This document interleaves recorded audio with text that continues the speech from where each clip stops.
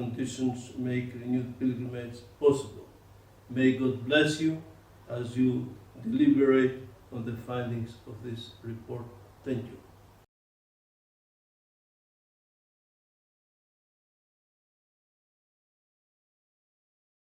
Hello, my name is Amanda Bowman. I'm delighted to welcome you here on behalf of the Anglosphere Society and also the Colony Club. And I'd just like to point out to you all that all the important-looking portraits in this room are of ladies, and that's because this is the oldest ladies' club in New York. So you could look a long time to find a portrait of a gentleman here. But welcome. And we're here on a to discuss a very important topic. This is in fact the sixth annual symposium that we have sponsored on the topic of religious liberty. And I must just take this opportunity because so often one forgets to say thank you. So I want to particularly say thank you at the beginning of this occasion to the Knights of Columbus and also to our friends at the Achilles and Bodman Foundation for generously helping to sponsor this event. So thank you. None of this happens without that kind of help. It's something of a sort of rolling thunder event. There are people coming in who have to leave, unfortunately, before the end, and others coming in the middle. But there is a continuity to the whole discussion. I have to say you've got these very beautiful printed programs, but the programs changed somewhat since they were printed. So they went to print last week, and on Friday I had a call from Washington, D.C., that Cheng Wan-cheng, who was one of our speakers, was not vaccinated. And of course, in New York, you really can't come anywhere unless you're vaccinated. And I think it speaks to the problems that we have nationally, that there are different rules everywhere. So I've had to make some adjustments to the program, but we are making an adjustment that I think you will all welcome. We have, as you've noted at our closing keynote, we have Cardinal Dolan and Ambassador Brownback, whose discussion is going to be about, as it were, the state of religious liberty. But Ambassador Brownback, since being the United States Ambassador for Religious Freedom, has taken on the role of, a very important role of rescuing people at risk, and Christians particularly, from Afghanistan. So he's going to give us a briefing about those efforts and where we are with that important work. And Nina's been involved in that too, so I think the two of them may have made an important contribution. So that's the change in the program. So all over the world, as you know, people of faith are denied the fundamental and inalienable human right to confess and express their faith according to the dictates of their conscience. Founding Father James Madison said, "Conscience is the most sacred of all property," and I would maintain that conscience is most assuredly of God's. I'm reminded of a scene in Robert Bolt's play, A Man for All Seasons, when Sir Thomas More was asked by the Duke of Norfolk to go along with others out of fellowship and publicly agree with the king. More says, "And when we stand before God, and you are sent to paradise for doing according to your conscience, and I am damned for not doing according to mine, will you come with me out of friendship?" So, according to Pew polling data, more than 80% of the world's population, 6.6 billion people at this very moment, live in a religiously repressive country. And this number continues to grow. And there's nowhere where that religion is more oppressed than in China. So we thought it was important. Actually, Cardinal Dolan requested that instead of having a more general discussion about religious liberty globally, that we turn our attention this time and to singular focus on China. So that's what we are doing today. And then he would like us to have a singular focus on Nigeria and Africa in the spring. And if I recover from this one, you'll see you all in the spring. Right now, an entire people are struggling for democracy and civil rights. They've marched in their millions over this summer for a better future in Hong Kong. They fight for the same things we have and continue to aspire to protect democracy, liberty, the rule of law, a fair and impartial judicial system, and a brighter future for them and their children. And their struggle is against the world's most powerful totalitarian state, a dictatorship that currently imprisons somewhere between 1.5 to 3 million people in concentration camps, a state that ruthlessly suppresses religious, ethnic, sexual, and political minorities, and where the court system is a political creature and opposition is occasionally literally massacred. An oligarchy of incredible inequality where political and economic power is concentrated in the power of a new aristocracy, where citizens are divided into castes by hukou system of residency permits. Now, one of the people who's been most vocal about this state of injustice is my friend, who's Nina Shea from the Hudson Institute. And Nina is going to moderate this discussion, and we're lucky enough. This is a hybrid program. Last year we were almost entirely had to be on tape. This one is being video live streamed and also recorded. So we have a larger audience than when is sitting in this room, which is very exciting. And Nina always commands a special audience because she is such a powerful voice for truth and freedom, and especially in China. So I'm going to let her speak on this topic and also introduce a panel that she recorded last week at the Hudson Institute. And then she and my other wonderful co-chair, Gordon Chang, will continue the conversation with all of you. Thank you. I really appreciate you doing this again, Amanda, and despite all the hardships of the pandemic and bringing us together. And it's my first time in New York in 2 years since your conference 2 years ago. I was entirely virtual here last year, so it's good to see all of you. Thank you all for coming.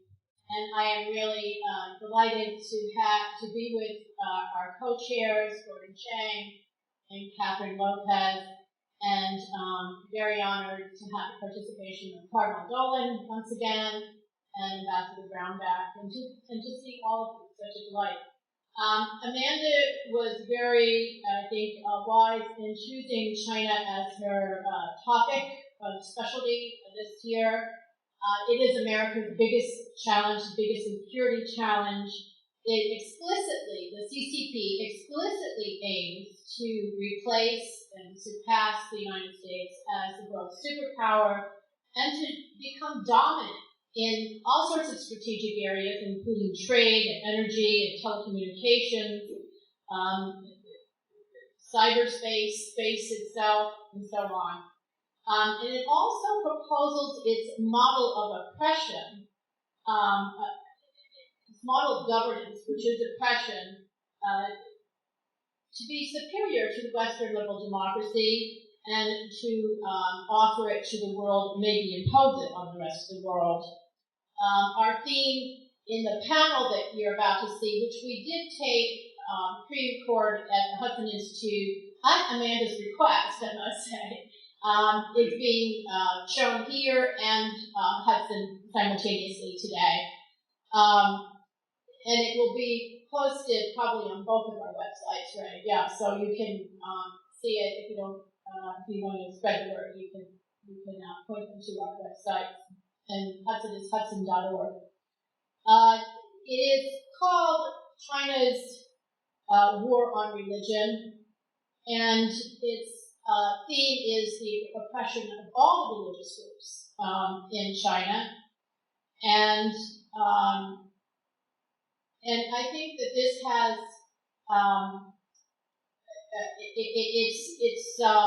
not just the religions that may be regional or Western influenced, as we have heard from the CCP, the Chinese Communist Party, but it's actually the Uyghur Muslims, the Catholics, the Protestants, the Tibetan Buddhists, and the spiritual group Falun Gong.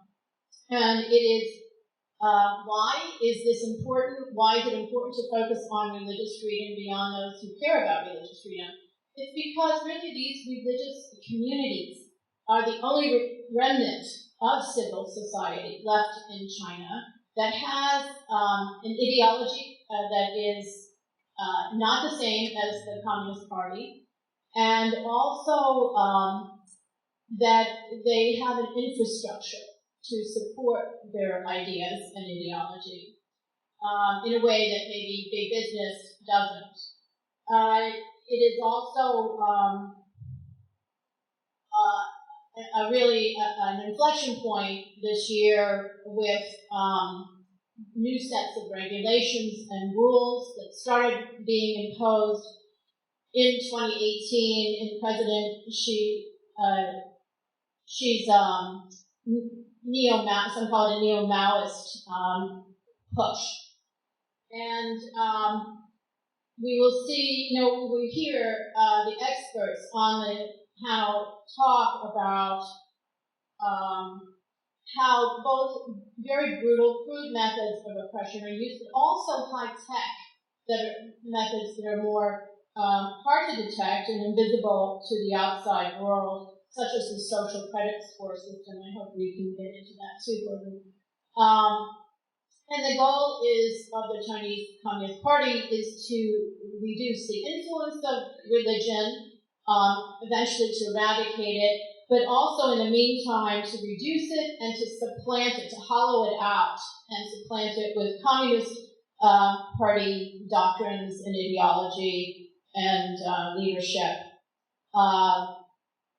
So what remains of religion will be essentially, and it's already transforming in this direction, is another branch of the party to indoctrinate and surveil the population. It's important because these religious groups may be the model for scaling up for the rest of it, to oppress the rest of its population, to completely control the rest of the Chinese population. And it's, by the way, affecting the West. You may have seen the news that Apple has now, over the weekend, was revealed that Apple is censoring the Bible and the Quran at the request of the CCP. I think America got a taste of what is going on in China, not only through the years, but especially during this pandemic period, when we saw that our supply chains and such strategic commodities as drugs or PPEs we're dependent on China. So we're going to hopefully talk about what we can do about this, and I invite you to watch this interesting panel. The panelists, I think did you take it in whole, Amanda, or did you edit it? Because no, we took the whole thing. Okay, so I won't reintroduce them since I'm doing that on this week.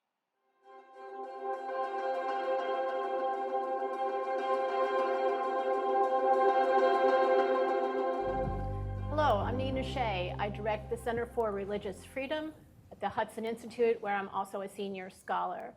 And I'm very excited to introduce my fellow panelists today as we discuss China's war on religion. We're going to be looking at China's suppression and persecution of the various religious groups in China today. We often have programs on China and religion, but they tend to be in our own little sectarian orbits. So today we're bringing people from various faith and religious spiritual streams together to talk about the big picture, about how China is really waging a war, not just on any particular religion, but against religion itself. And I'm joined by three incredible experts, starting with my own treasured colleague, Nori Turkel, who's going to be, he's at the Hudson Institute, is also a senior scholar. And Nori was actually born in a re-education camp in China. He eventually got out and got asylum in the United States and is the lawyer and is the chairman of the board of the Uyghur Human Rights Project, which he co-founded several years ago. He's also served as president of the Uyghur American Association. And then to his left is Dr. Sean Lin, who is director of communications for the Falun Dafa Association here in Washington, D.C. He is a survivor of the Tiananmen Square massacre in 1989, and he was detained in China due to his practice of Falun Gong in 2000. He was allowed to go to the United States under pressure from a U.S. campaign on his behalf. And in the United States, he became an Army officer and a microbiologist. So we're very lucky to have him here today. He served as the laboratory director of the Walter Reed Army Institute of Research. And sitting next to me is a longtime friend, Professor Robert Destro. He recently served as the U.S. State Department's Special Representative on Tibetan Issues and was Assistant Secretary of State on Democracy, Human Rights, and Labor. And currently, he is a professor of law at Catholic University. So welcome. Thanks for having us. Thank you. Thank you. Yes, I look forward to our discussion, and it's going to be more of a roundtable discussion than speeches or even different points of view. And I want to start with Nori. Tell us about this situation of genocide with the United States government, State Department, under two administrations, has now determined to be genocide. Thank you very much. Thank you, Nina. I wanted to begin by thanking you for your leadership on international religious freedom. You serve in the government now, still advocating for religious freedom around the world. I can't miss this opportunity to thank Professor Destro for his leadership in the previous administration addressing this very issue that you're asking me to address. I hope there was no genocide. I hope that people in Uyghur homeland live with dignity and freedom without fearful of the Communist Party. But we have an ongoing genocide, sadly entered its fifth year.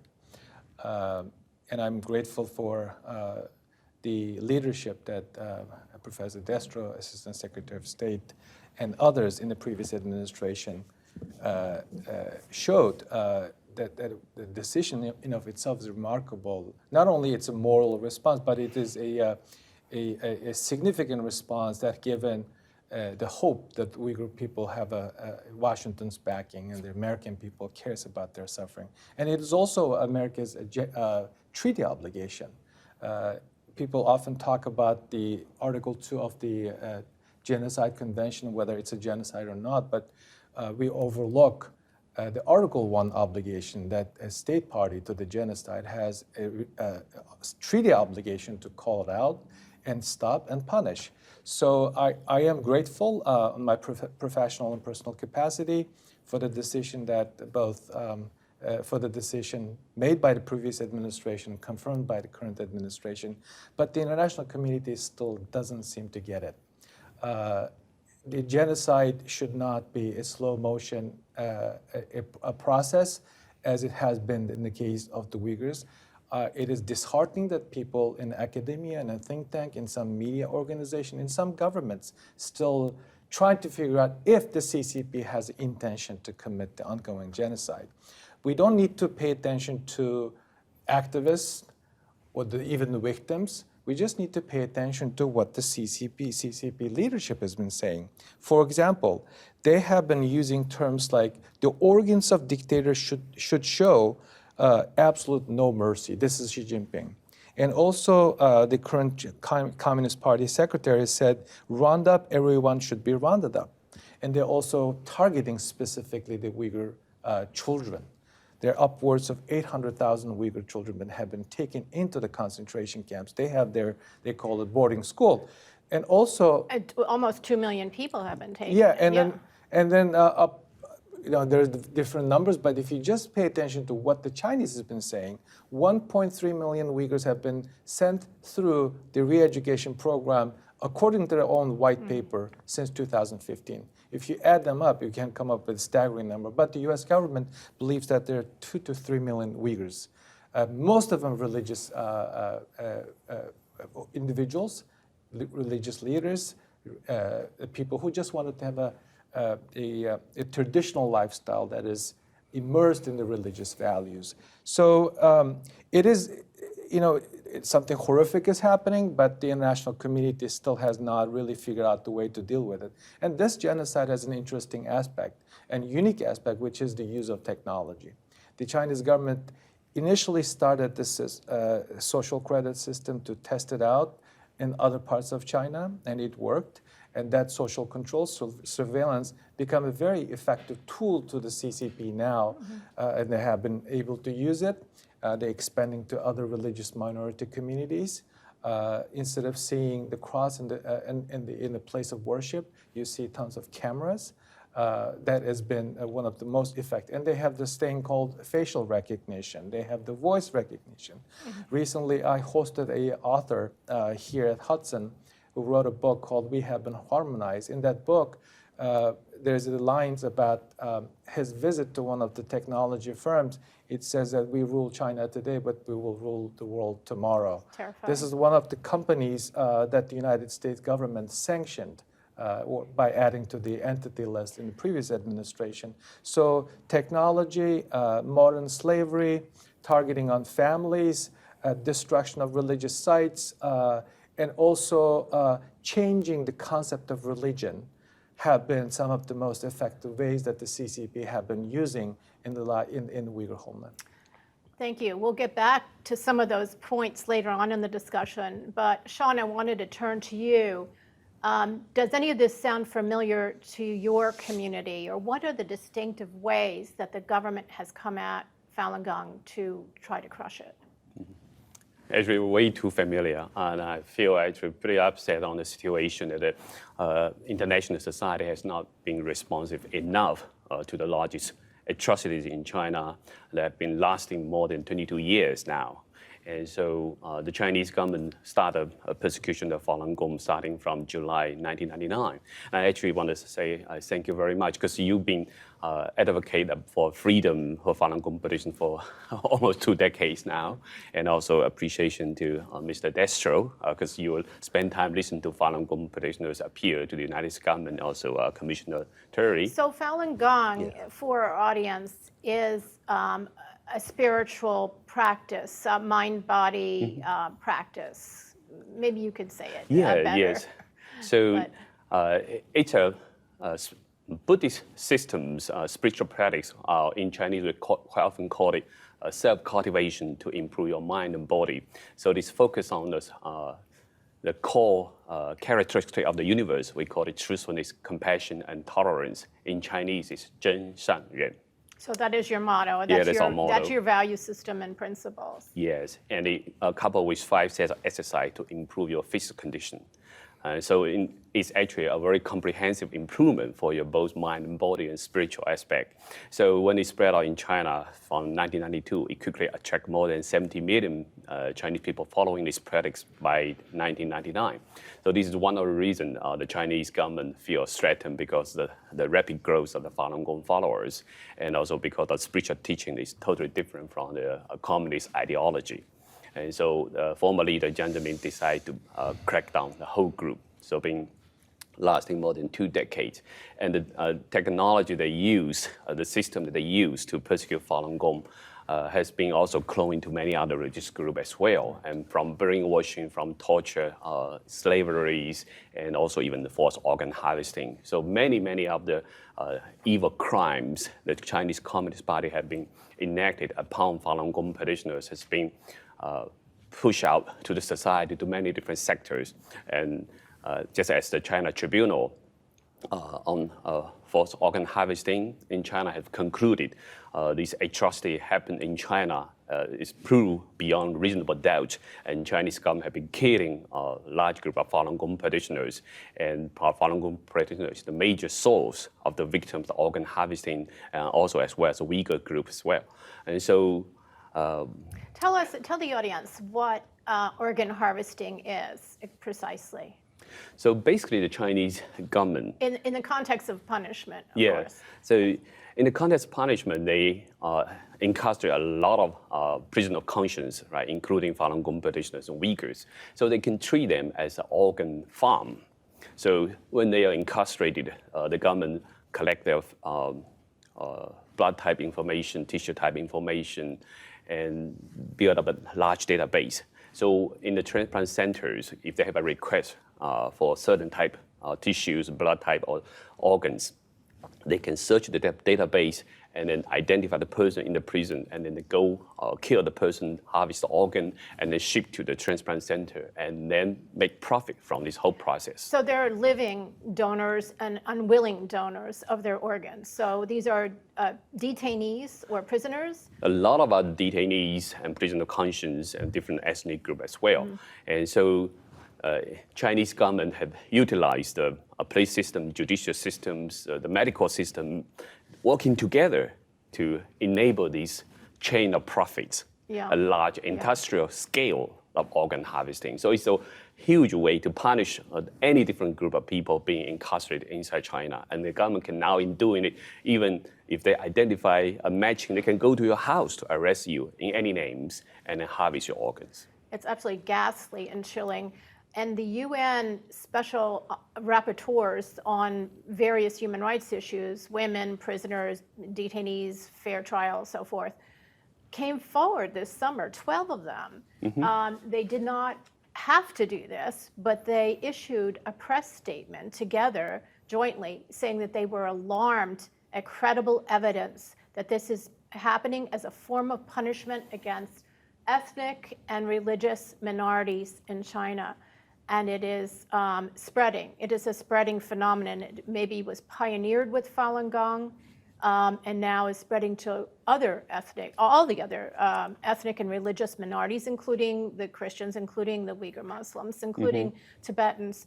So has the UN responded at all to that? The UN itself, have they taken any steps to respond to this extraordinary press release that their own independent human rights investigators have released? It is actually a shame for the United Nations not to respond to this situation. And several years ago, a nonprofit organization called Doctors Against Forced Organ Harvesting actually raised millions of signatures and formally presented the United Nations High Commissioner for Human Rights. Several years passed, no response. No response. And at the same time, the World Health Organization even collaborated with Chinese government to set up a task force for organ and transplant basic procurement systems, right? So these task force actually include Chinese front figures, Dr. Huan Jiefu, as a core member for the task force. This is for an ethical oversight of the transplants, or what is this task force supposed to do? Develop ethical rules? It develops ethical rules, but also involved in the procurement of different organs as well, and set up the policies for different countries as well. So the fox is in the hen house. Yes, and actually this idea was raised by Dr. Huan Jiefu, by the Chinese government, and the WHO embraced it and then blindly believed the Chinese government will change, will reform. Just like if you believe in a vampire, will give up the habit of sucking blood from people. It's kind of ridiculous. Yeah. Bob, you were the special expert on Tibetan situations at the State Department. What can you tell us about the Tibetan Buddhist experience? Well, the Tibetan Buddhist experience is very much the same as what we've seen with the Uyghurs. It just happened sooner. Happened earlier. So basically what you have to do is look back to the 40s, when China first started coming in and taking over Tibet. And I think that Sean's point about about the organ harvesting is also true with respect to Tibet, because Tibet it's a unique place. It's got a unique history, a unique language, and a unique culture, and a very unique religion, which pervades all of it. But if you see Tibet as a very large prize, because basically, from my point of view, the Chinese government is an organized criminal enterprise. It's now selling the organs of its own people. And it's not just, it's the Uyghurs, were the brunt of the beginning of it, but it has certainly expanded. The Falun Gong have been very much involved. But just ordinary students are now disappearing too. Because once they have your DNA, they can match you right up with a transplant center. They're very, very proud of this. I mean, and that's a little bit of a talk we can have about strategy later. But what you need to understand about Tibet is that it's an area of incredible physical beauty and cultural richness. It's the source of South Asia's great rivers. It sits up on the top of the plateau, so it's incredibly geostrategic and environmentally important. It's the key to the Belt and Road Initiative. It's the key to Chinese, the Western military things, and it gives China control of both the military, because if you have your missiles up on the top of the plateau, you can hit anything. And it also gives China control of the key water resources of all the neighboring countries. Very strategic. And so Tibet was and remains today the key proving ground for all of the things we're talking about. It started up with the extractive, getting the minerals, getting the people under control, the coercive, forcing the Dalai Lama out, the repressive, the intrusive, the pervasive surveillance state. There's even a 5G system, data collection system, on top of Mount Everest. Oh, yeah.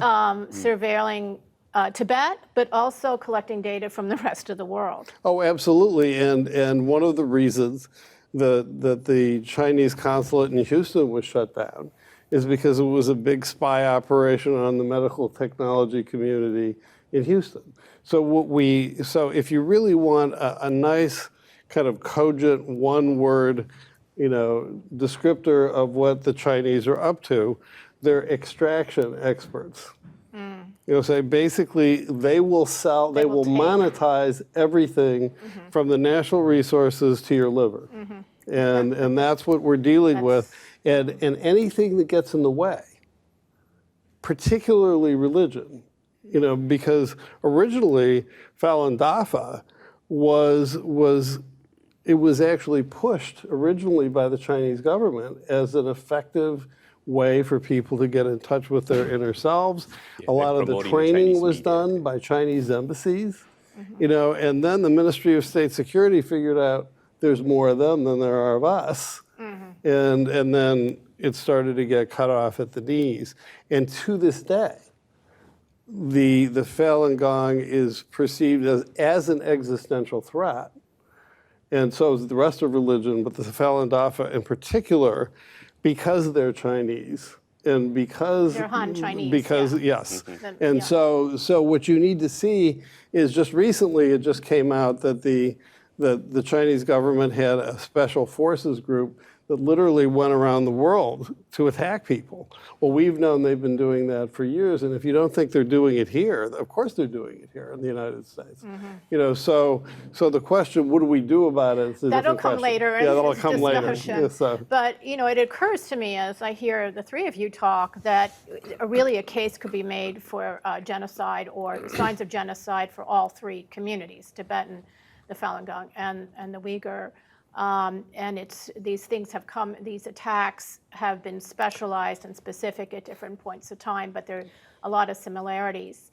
I've been following the Christian situation very closely, and what I'm seeing is a two-pronged attack against it, and it's a fairly recent vintage.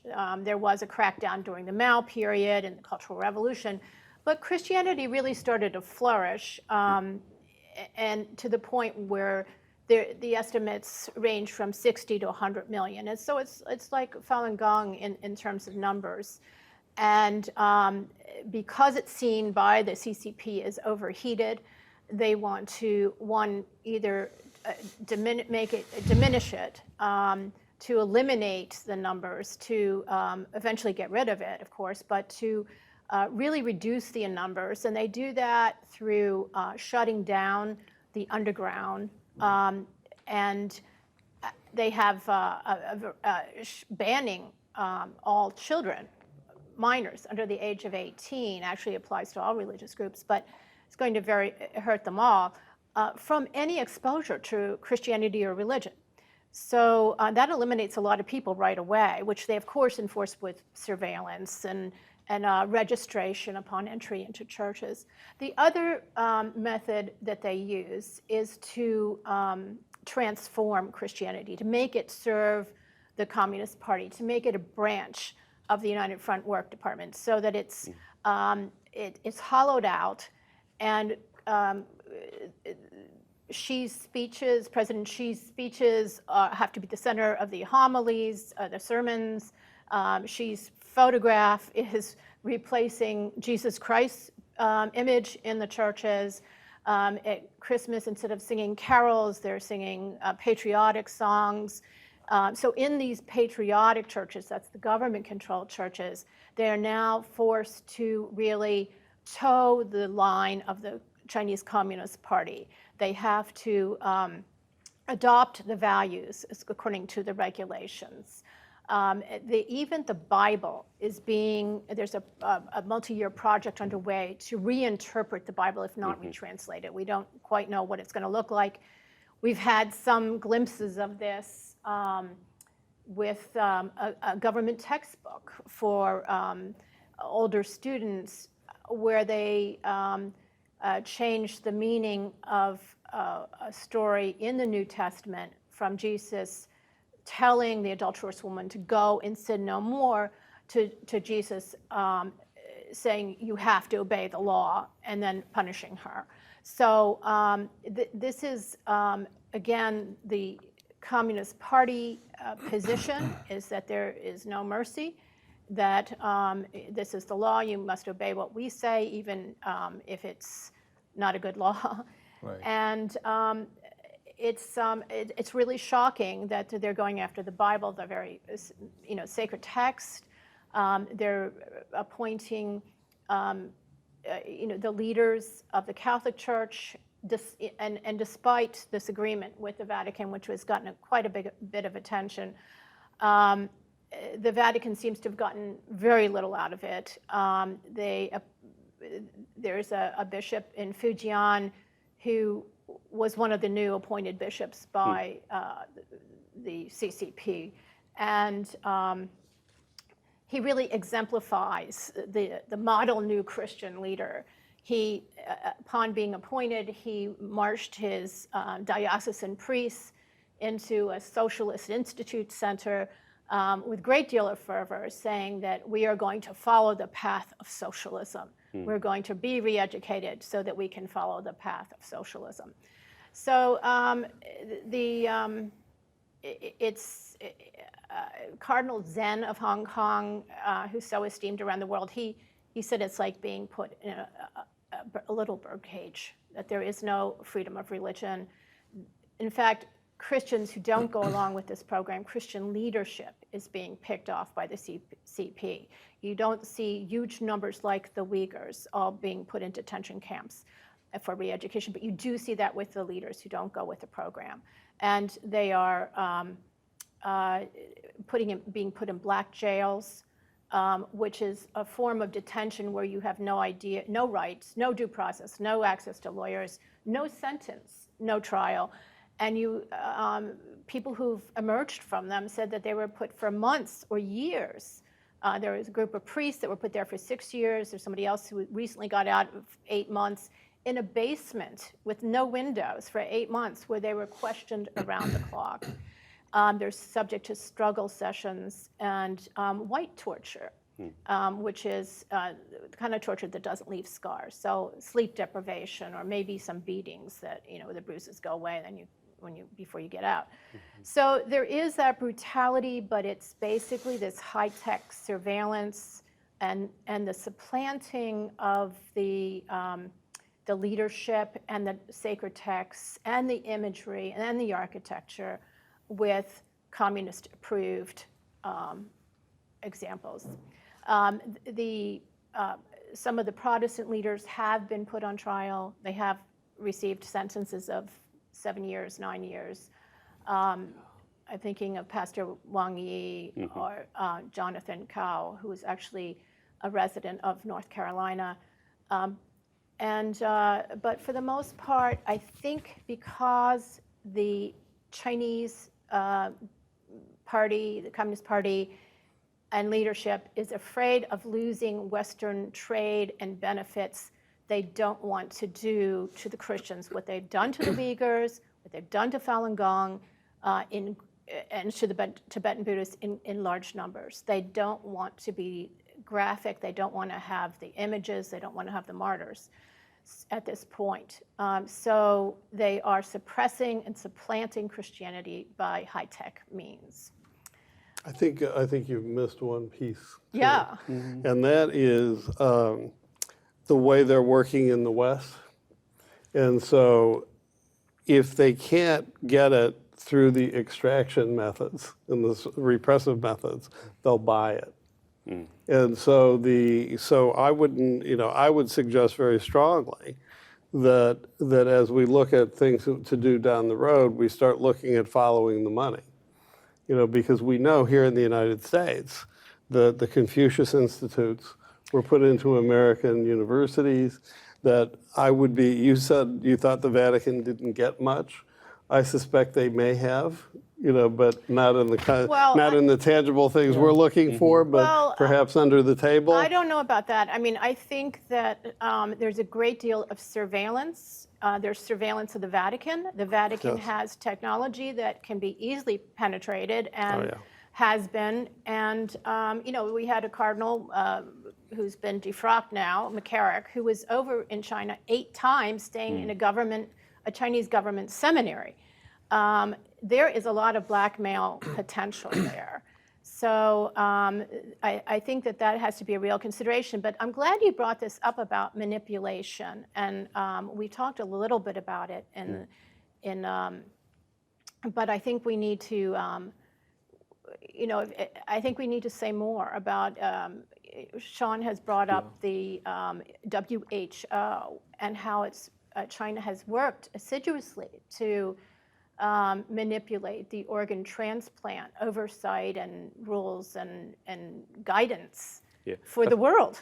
Yeah, I think they keep pushing out new narratives for their slides. Just for organ harvesting. At the beginning, they claim in early 2000, they claim we are not using executed prisoner. When the claim was so widespread and mounting evidence, so they say, all right, we do use executed prisoner, and then later on, it still doesn't count. That's right. They finally say, oh, we need to establish a organ donation system, right? And then they try to bring in a WHO, bring in the Transplant Society, the medical professionals, in order to systematically brainwashing the world, saying, oh, China is doing reform. So they changed the narrative. They changed the narrative. They were saying initially that it was death row prisoners that had been executed, and then the numbers didn't add up. Still doesn't match. Still doesn't match. And another important aspect is the media, because the Chinese government has systematically expanded their megaphones overseas, right? So they influenced even New York Times, Washington Post in the United States, right? So, and Falun Gong issue to them is always taboo. The Chinese government said, don't mention about Falun Gong issues. And so you will see very, very little media report. I think at the beginning, if the Uyghurs concentration camp was not exposed through satellite image, the Western media won't even expose it too. That's a very important point. It's the, and Nori, maybe you could speak to that about how the evidence, it's a news blackout for the most part in China on these atrocities. It's very difficult to get a constant flow of information. but we were able to determine the Uyghur genocide because of satellite imagery that showed this massive complex of detention camps. Right. And then there was also hospital, not hospital, population statistics. Right. Can you talk up to that? So you're right that the Chinese government had kicked out literally most of American journalists from China for the first time. That Washington Post in the last 20 years does not have any reporters in China. They're reporters reporting from the neighboring countries. So this kind of retaliation started way back. That made it difficult for journalists to go and report. But as you accurately pointed out, the satellite imagery initially identified by a Chinese law student in Vancouver, and then the open source information about the poverty alleviation program that they're using as a justification for forced labor practices, and also the white papers that they published, and then the population statistics. So in a way that they were shooting on their foot by releasing some information for the purposes of propaganda that actually validated much of the concern. And then just to revisit that population growth charts that they released, they showed that in certain Uyghur areas, that there was fewer children, smaller growth than the rest of China. Right. It was very disparate. So I was born and raised in the region until I finished my college education. So the family planning of forced abortion was in practice as I grew up. So it's not something new. But what is new is that they are going after middle-aged women. I've interviewed several of those middle-aged women who were subject to, we're talking about 51, 52-year-old women who had no plan on conceiving another child. But the government is so fearful and so brutal, they even subjected middle-aged women to forced sterilization. So it's not something new. As you may know, that they had always claim that we have a preferential treatment, but that preferential treatment allowing the Uyghurs to have 2 children also has a condition. You have to have a prior approval, and you have to have a waiting period between the first and the second child. But that's a story, that's a history now. So what is so significant about this current revelation is that in just last 2 years alone, they prevented birth rate by almost 60%. That is a staggering number. Yeah. Yeah, and this is based on the information that they put out. This is not made up by American scholar, German scholar, or U.S. government. It's from the government data. That's all. That's been and open source. They removed it ever since, but it has been written, documented. So it's indisputable that the Chinese government on a mission to destroy the Uyghur nation.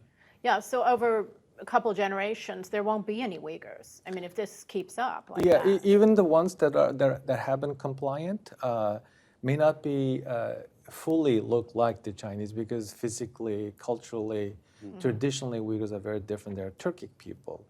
And also they are Abrahamic believers. It's very difficult. I need to point out something in relation to the previous points that you all three making about CCP. CCP historically managed the religion, but now they're trying to either change it or destroy it. So the syncretization of religion in China, in a way, to the Chinese government to create a new type of religion. You cited the Bible. Yeah, they're particularly fearful of Abrahamic religion because they call it the Western religion that comes with the values.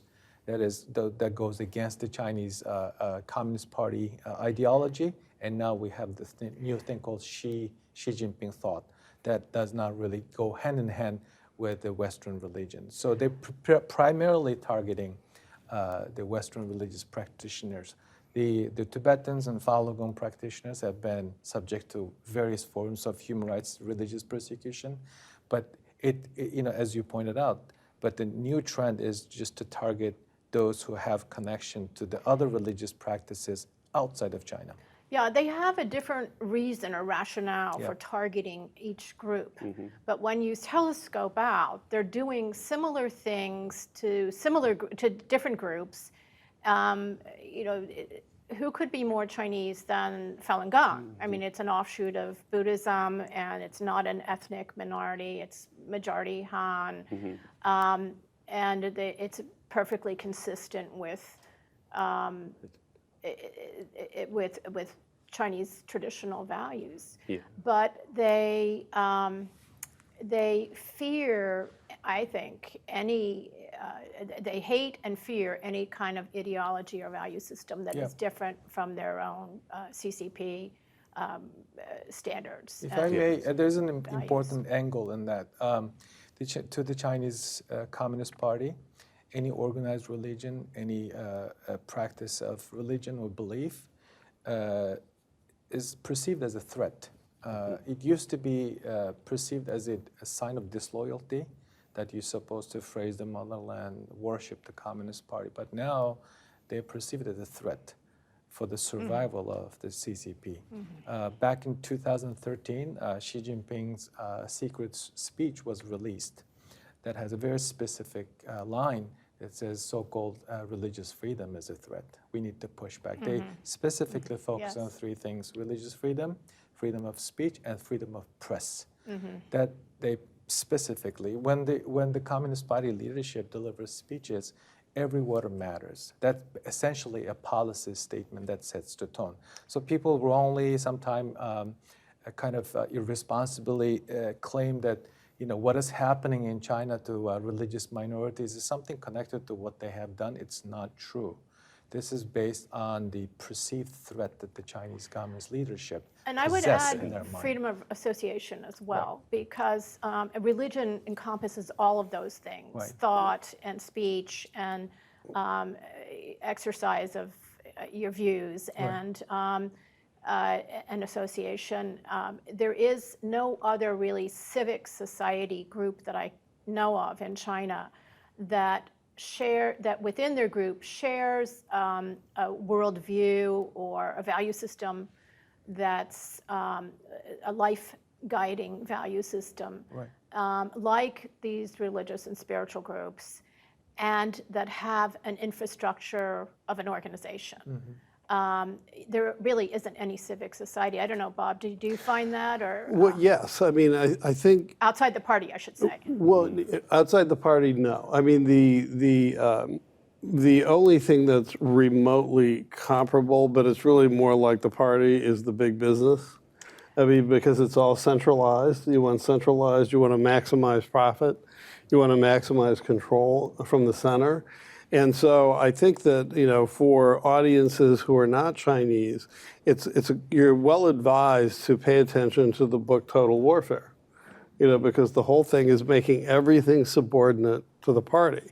And that includes, by the way, American tech companies and American banks, you know, because historically, if you go back into the history of China, it was never an expansive empire, you know, like other empires were, like Napoleon or the Roman Empire. But it was a tributary. You know, basically, you could go ahead and do what you wanted. You could make your money as long as you paid tribute and you did your kowtowing. You know, and that's what they want. They want, if Amazon will kowtow, then they'll do it. If they won't do it, then, you know, and what I fear is that, you know, what has happened to these three communities, Tibet, the Uyghurs, you know, and Falun Gong, is that's coming to a community near you. Because now you're looking at American high tech with Chinese characteristics. You know, so this assertion of control, it transcends just the boundaries It's a of model. China. It's an alternative model of life and existence that the Chinese self-consciously are competing against the liberal democratic model.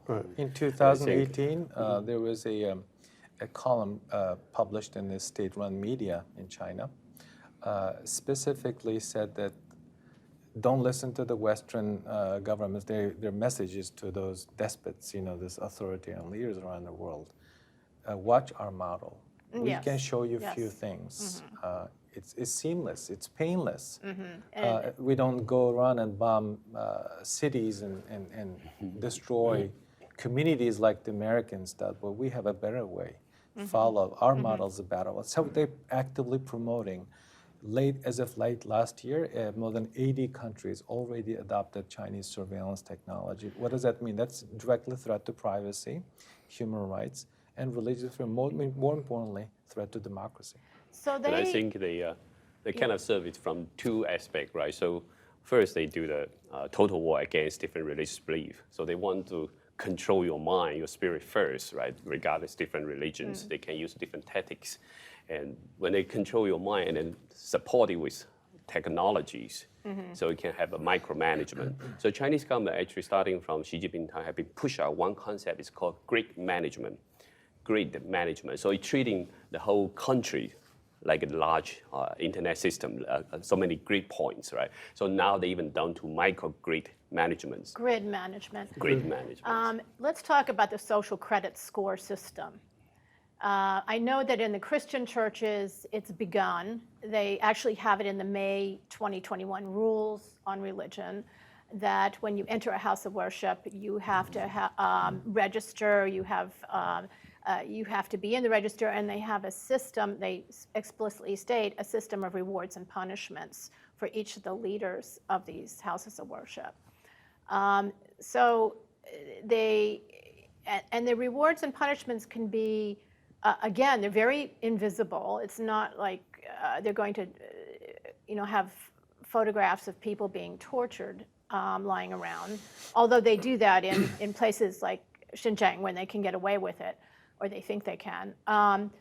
But they will cut off your heat and water and electricity in the middle of winter. And they did that to a Catholic bishop who wouldn't sign the pledge allegiance to the party. They will stop a Protestant pastor from boarding a plane out of Beijing. They prevented his daughter from attending law school in the United States, where she was planning to go. Others are deprived of being on the list for public housing or other health benefits or getting on modes of transportation. Since they have so much control and it's digitized and it's all high tech and they have facial recognition, they have gait recognition, they can identify who's doing what with quantum computing. It goes into the government database in real time, and you're shut out and you're marginalized to the point where you can't survive. You cannot get health care. Your children cannot go to school, even inside China.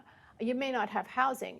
I even saw that on dating apps, they require the social credit score, because you could ruin somebody. You could be ruined if you were associated with someone who also had a bad credit score. You could get a bad credit score for being with that person.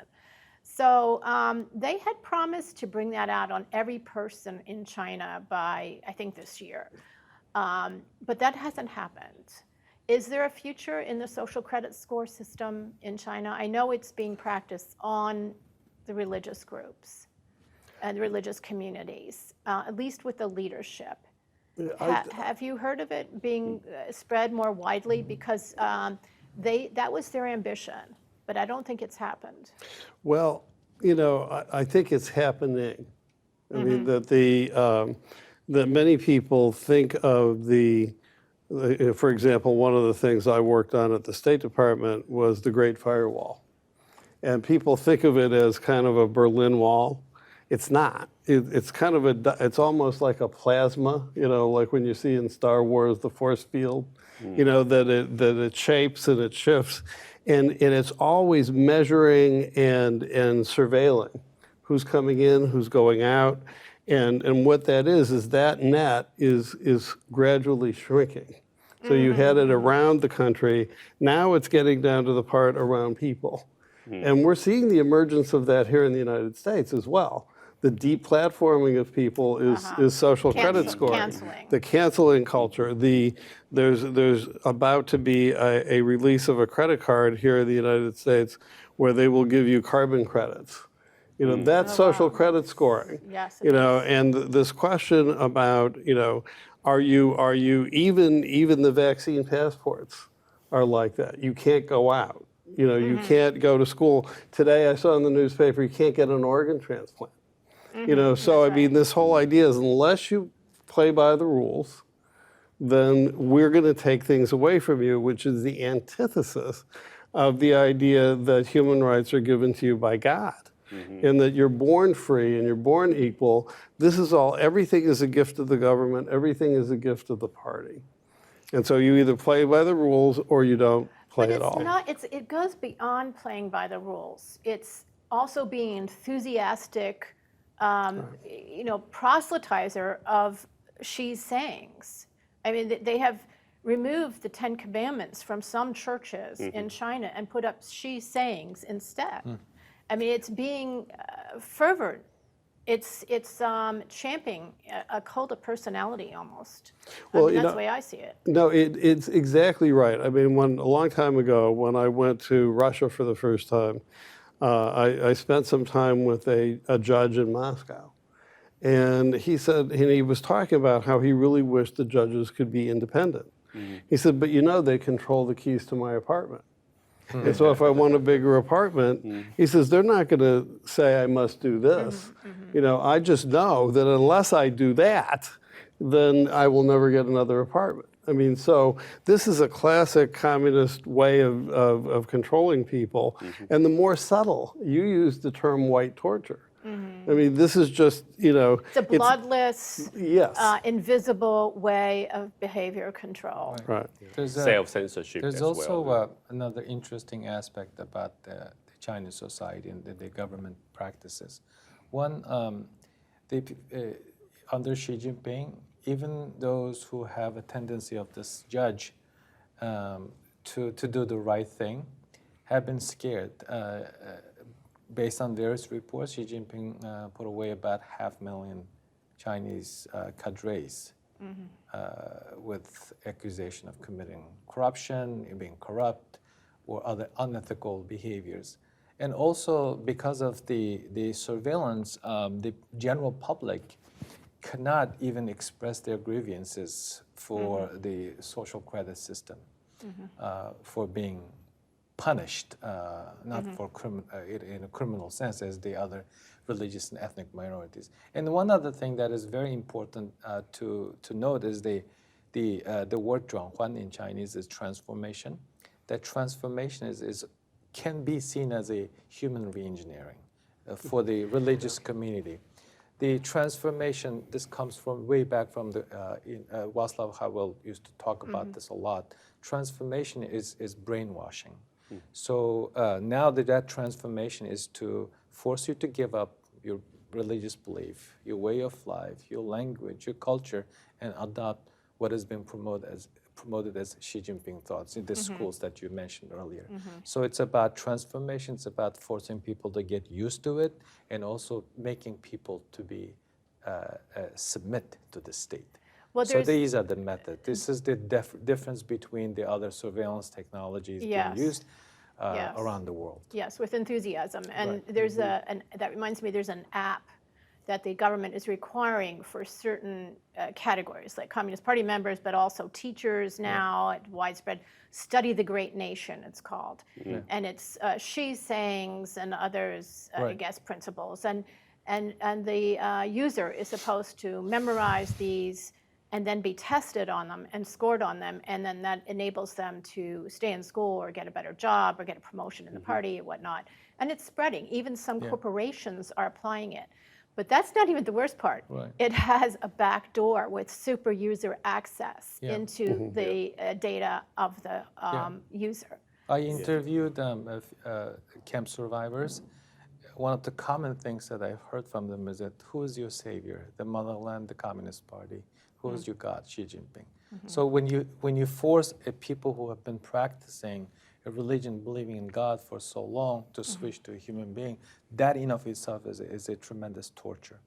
What can the U.S. do? What can we do? What can Americans do? What can the West do to stop this? One of the things that occurs to me is information, that we need to have an exchange of information with the people of China directly, and with our communities. But and that's not so easy because of this great firewall. Well- and it's shrinking. There's opportunities of visits and entire areas like Xinjiang that may be cordoned off, and you can't even get there. And the Post is no longer there. Washington Post is no longer there. Right. What can we do to keep information open? During the Cold War, we were able to get information through samizdat literature that was handwritten and smuggled out across borders and translated and disseminated. Are we going to be able to do that? Yeah. I think it's good. You want to go ahead? Go Sean? ahead. Go ahead. No, I think that this is one of the areas where the infiltration, and I would say with respect to the Falun Gong in particular, the Falun Gong runs one of the best information networks anywhere. I mean, they are able to get things in and out that Right. virtually nobody else can get in and out. With the technology. Yes, and it's relatively primitive by comparison to some of the stuff we've been doing with the firewall, but it's extremely effective. But when you try, as I did, to talk about empowering the Uyghurs and the Falun Gong, you would see the impact of the subversion of China's influence operations here in the United States. You would hear American human rights advocates talking about how the Falun Gong was a cult. Yeah. And you say, wait a Yeah. minute, where'd that come from? Yeah. And so they will impose. So what you have is much like I saw on a day-to-day basis in the State Department, this fear that if you call it genocide, or if you call it subversion, or you actually put the clamps on the Houston consulate. They said, well, you don't want to antagonize the Chinese. You don't want to cut off the money to the WHO, even though it's owned and operated by the Chinese, because it's and so what I would suggest is that we need to pay close attention to strategy. A genocide declaration is great as a symbolic thing, but denying Chinese organ harvesting doctors access to Europe and the United States and getting, weeding out Those kind those of sanctions and and visa denials, the Magnitsky. Yeah. but also there's- cutting off their publications. I mean, if you're murdering people for livers and then writing in the Lancet or whatever it is, I'm not suggesting the Lancet did it, but they're writing in all these journals saying, look, we're really great. The Falun Gong has done some phenomenal reporting on the green zones in the hospitals, of the morgues with people who've been cut open. I mean, I'm deeply involved in that discussion now, and we have to get that out. But we have our own troubles. It's so unethical that Yeah. it's beyond the pale, and we should definitely have a campaign to do that, like you said. Yeah. There's also an asset, and Nori and I were in a meeting talking about this yesterday, I think, about Chinese students coming to the United States, thousands of them. And do they know what's going on inside their country? Shouldn't we be telling them? And how do we reach them? And that also brings to mind these insidious Confucius institutes that are on campuses to spy, I think, that's what I've understood, to spy on students and intimidate them and to propagandize for the CCP. And I think the Trump administration tried to require reporting by the administration, by the campus, the university administrations to whether they had this Confucius Institute on campus or not. And that has been withdrawn early this year by the Biden administration. They also have them in high schools. So, Yeah, even in high school. Even in high That's- school. where in California or? All over. You'd be surprised nationwide. at how many. They're literally all over. And remember that the Chinese students pay cash. And so these institutions become very dependent on the cash flow. And so that's why, if you were going to start doing some sleuth work, you're going to really need to follow the money. Wherever Cardinal McCarrick was involved, there was always money involved, yes. as well as other things. Well, And how- also, sorry. How do we get to the students, the Chinese students who are coming to this country, coming to the West for education? How can we reach them and say, you're the future, you're going to be impacted. Do you understand what your government is doing to your countrymen or will be doing to you? I think more than just the Chinese students, a lot of Chinese immigrants as well. How do you reach them? Because we can see the Chinese government have a very effective way to reach them. For example, they can buy a stream box from the Chinese supermarket or on the Amazon.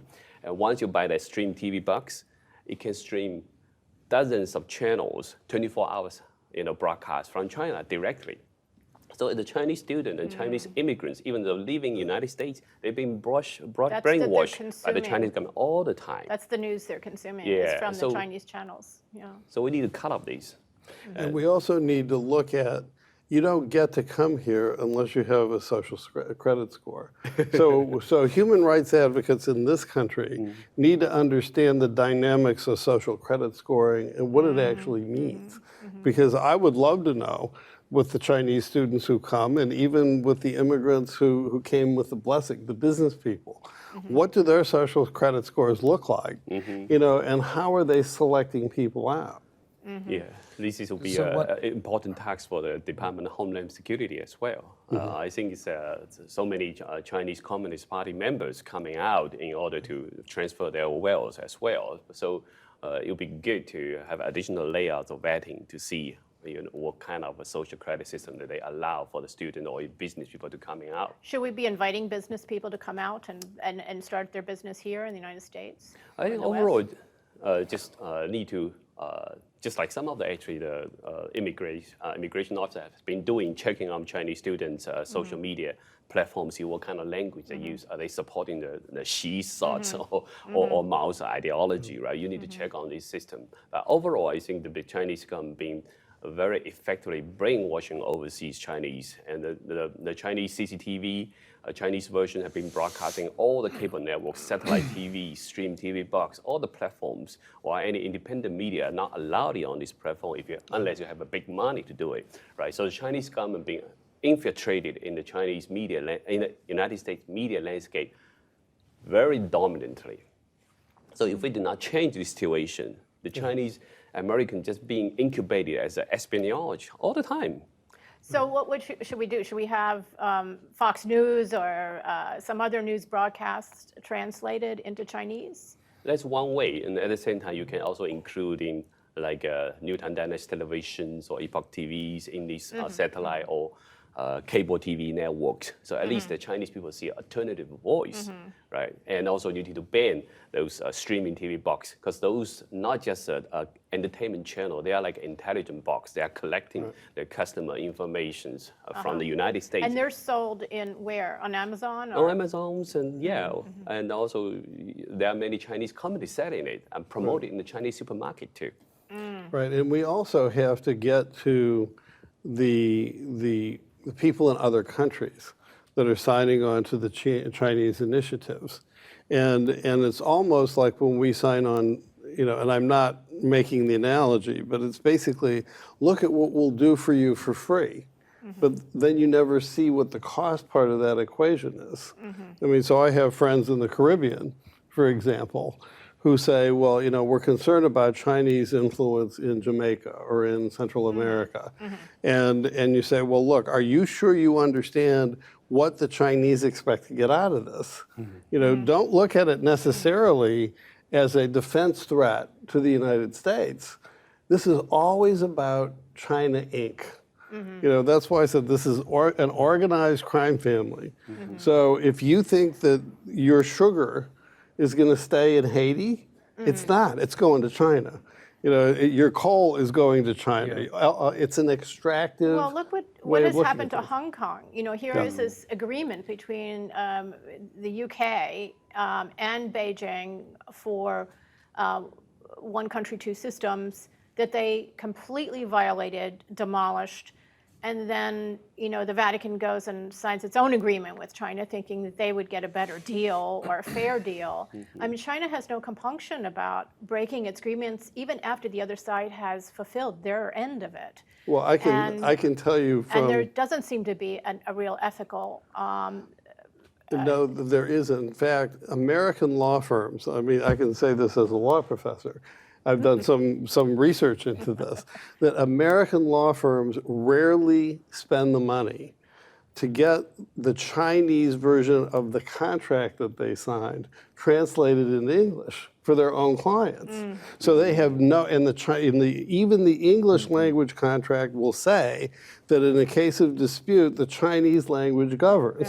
And they've never translated it's a rigged the system Chinese. dealing with the CCP. Right. Nori, I'll give you the last word. We're out of time, but Thank please. you very much again for bringing us together to discuss these important issues. I would add two other aspects of American life that is also critically important. One, the recognition. We got to be careful when we're addressing China or Chinese. We need to keep the focus on the CCP, the main culprit, and all those violations we've been discussing. And then the other thing that we need to be mindful is that the corporate complicity in this business.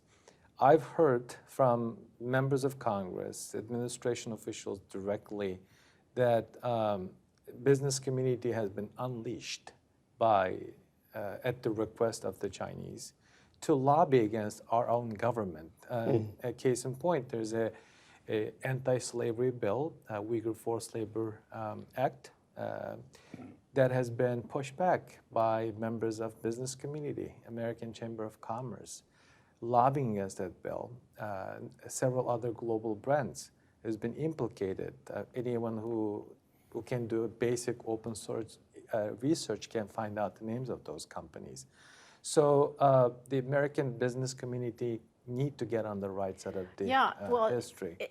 The Bible printing business is basically monopolized by Amity Press in China, which at the top of the totem pole is the CCP. Right.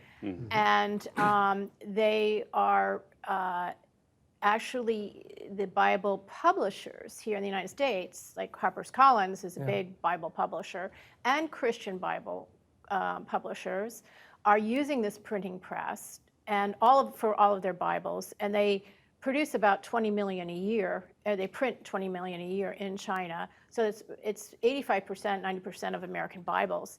And when the Trump administration put tariffs on China, those Bible publishers were in Washington lobbying against tariffs on China. Right.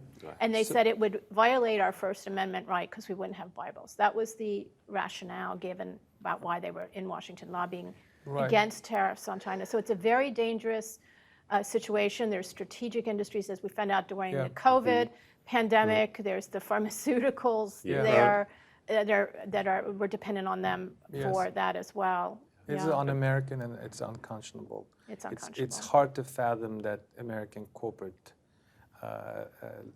community, American businesses, don't even understand that slavery is no go. Yeah.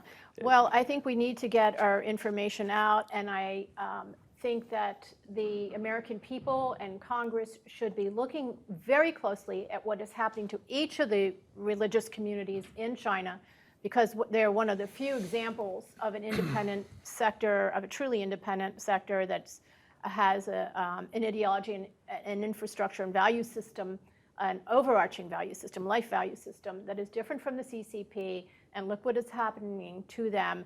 These are being pioneered on these communities, and as Professor Destro said, it's coming to a place near you if we're not alert to it. Right. Thank you all very much for joining me thanks for today. having Thank you us. very much. Thank you Thank you very for much.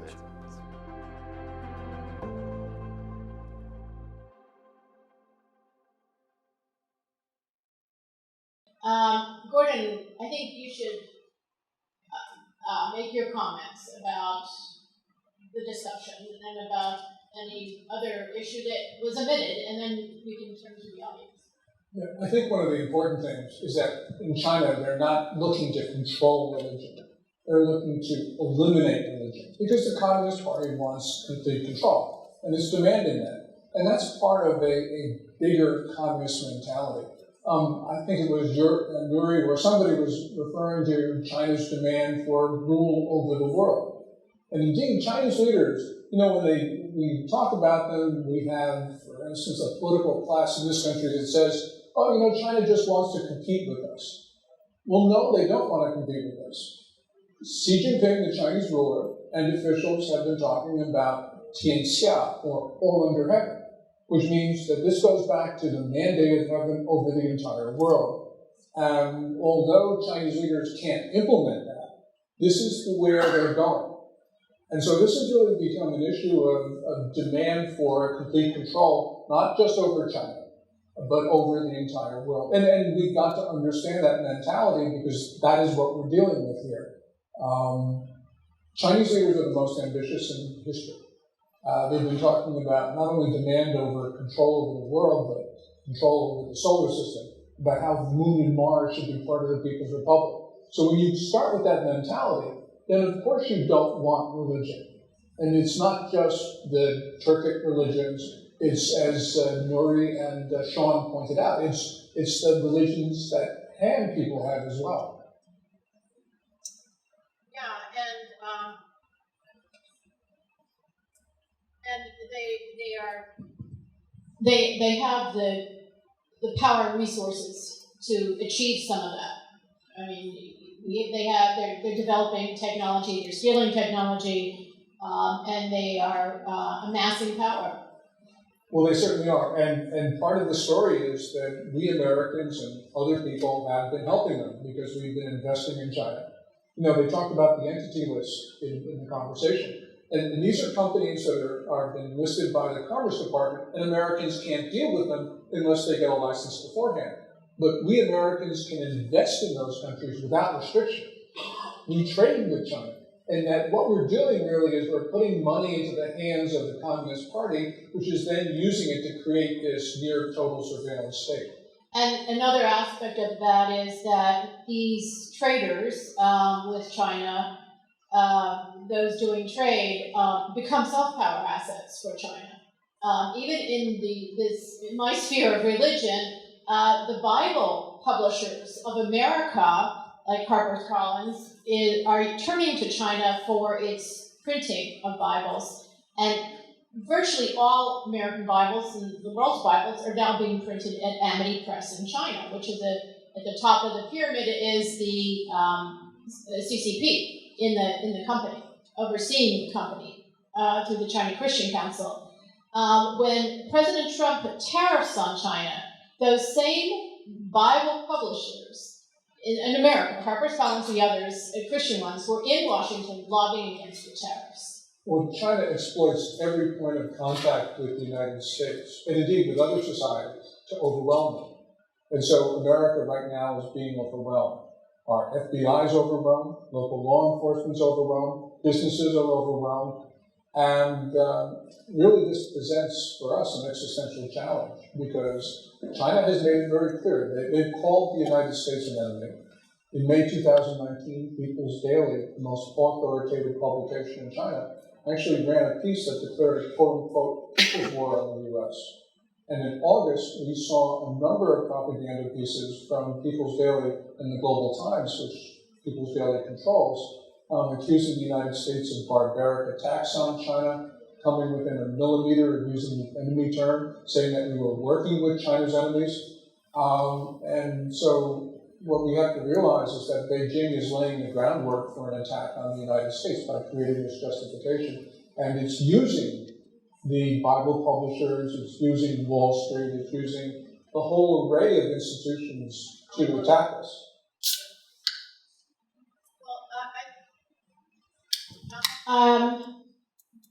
Open to questions. I think we should hear from all of you who've been patiently here If anyone has any questions, you can direct them to Gordon.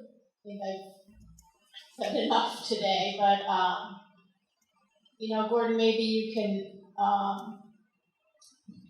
address a little bit about what we should be doing. What should the United States government be doing? What should Americans be doing at this point? Well, this will sound drastic, but I think that we do have to cut relations with China. And we have to cut relations until we can be sure that we can maintain our freedoms in our society. And we're not at that point yet, because we have seen this massive attack on our institutions. So although this would not be considered to be politically acceptable, we have to consider about severing the relations with China until we can deal with this. Because we Americans, we're very good. We believe that we have a right to be oblivious about what our enemies are saying about us. And we did this, of course, in the 1980s and the 1990s with Al-Qaeda. And it was only until 9/11 that we started to actually think about and pay attention to what Osama bin Laden had been telling us in the 1990s. Well, China's been very clear about the way they feel about the United States. And they've been very malicious in their attempts to overthrow our society. This is not something that American audiences want to hear, but if we're going to preserve our republic, we must start paying attention to what the Chinese, in fact, have been saying and what they've been doing. And that means that we probably need to start thinking about those things which have been off the list of acceptable political discourse. What would that do to Wall Street and our economy? I think that it certainly is going to be disruptive, but we've got to remember that China is less important to the global economy than we think. So many people will say, and you'll see it so many times, that China is the engine of global growth. Well, in the past, not now, but in the past, China's had a lot of growth, but it's never been the engine of global growth. And the reason is, to be an engine of global growth, you've got to buy the goods and services of other countries in order to create growth elsewhere. And what China's been doing through predatory and criminal practices, theft of intellectual property, violation of their World Trade Organization obligations, all the rest of it, they've been taking growth from other countries. So China is not that important to the world, as least we think. Of course, there's going to be panic. We saw that, for instance, about 3 weeks ago when Americans started to pay attention to Evergrande, the Chinese company that owes $305 billion, and which is probably going to be broken apart because China doesn't have the ability to deal with it. And we saw that our stock market dropped 600 points, almost 1,000 points intraday because of the news from China. So yes, it will be disruptive, but unfortunately we have a situation where at this particular time, China steals maybe $500, $600 billion worth of U.S. intellectual property every year. That's a grievous wound to us, and we've got to do something about it. We have a question in the back, and then Mandy, did you have a question? Hi, my name is John Mooney. I work for Fox News for quite a long time. I've worked on our channel many times. I have a question. I'm particularly interested in this. In fact, attended. I've just published a book about China and the origins of COVID-19. They have consistently told the World Health Organization, it wasn't us, go blame somebody else. What do you attribute their incredible influence over the WHO? And is there room for other countries to protest sufficiently to reverse them? The question, if people didn't hear it, is how did China get so much control over the World Health Organization and essentially what we can do about it? China has worked from the very beginning of its entry into the UN to control UN organizations. And it's not just the WHO. We see this across the multilateral sphere. And so they worked very hard at it. And what we saw was the malign influence. Just to give you an example, we Americans focus on the origins of SARS-CoV-2, the pathogen that causes the disease. But what the real story is not where this thing started. I think it probably started at the Wuhan Institute of Virology, but that's very long conversation. But we know for 100% that China used the World Health Organization to tell the world that this disease was not contagious when China knew that it was. And also, at the WHO, to show you the influence of China over that organization, the senior doctors at the WHO, when they first heard about COVID-19, knew that it was contagious. This is Maria von Kerkhoff, the virologist there, and she actually gave a press conference about this. When the senior doctors at WHO first heard of the disease, they knew this was contagious, but it was the senior leadership at the WHO that propagated China's notions that it was not contagious. They did that on the January 9, 2020 statement, and Director General Tedros' infamous January 14, 2020 tweet, which means that the WHO was taking a narrative that it knew it was false, that it knew that would lull public health officials around the world that and put them off the case. The other thing the WHO did was it propagated China's narrative that there shouldn't be travel restrictions or quarantines on arrivals from China, when China itself was locking down the central part of the country, Wuhan and surrounding cities. So when you put those two things together, the WHO helped China do two things.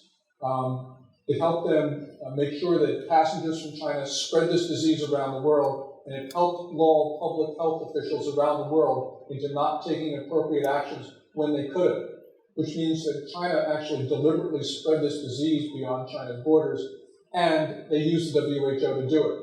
It seems to me the only thing that you can do is the WHO is not reformable, which means you do need a global health architecture, but you don't necessarily need the WHO.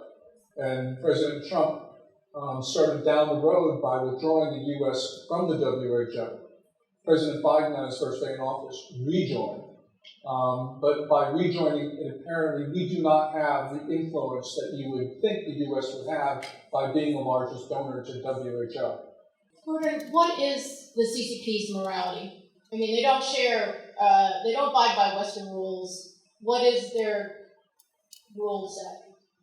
Well, the rule is unrestricted warfare, which comes from the title of that 1999 book by the then two Chinese Air Force colonels, that China can do whatever it wants. So in this case, it's spread a disease which has now killed 4.9 million people.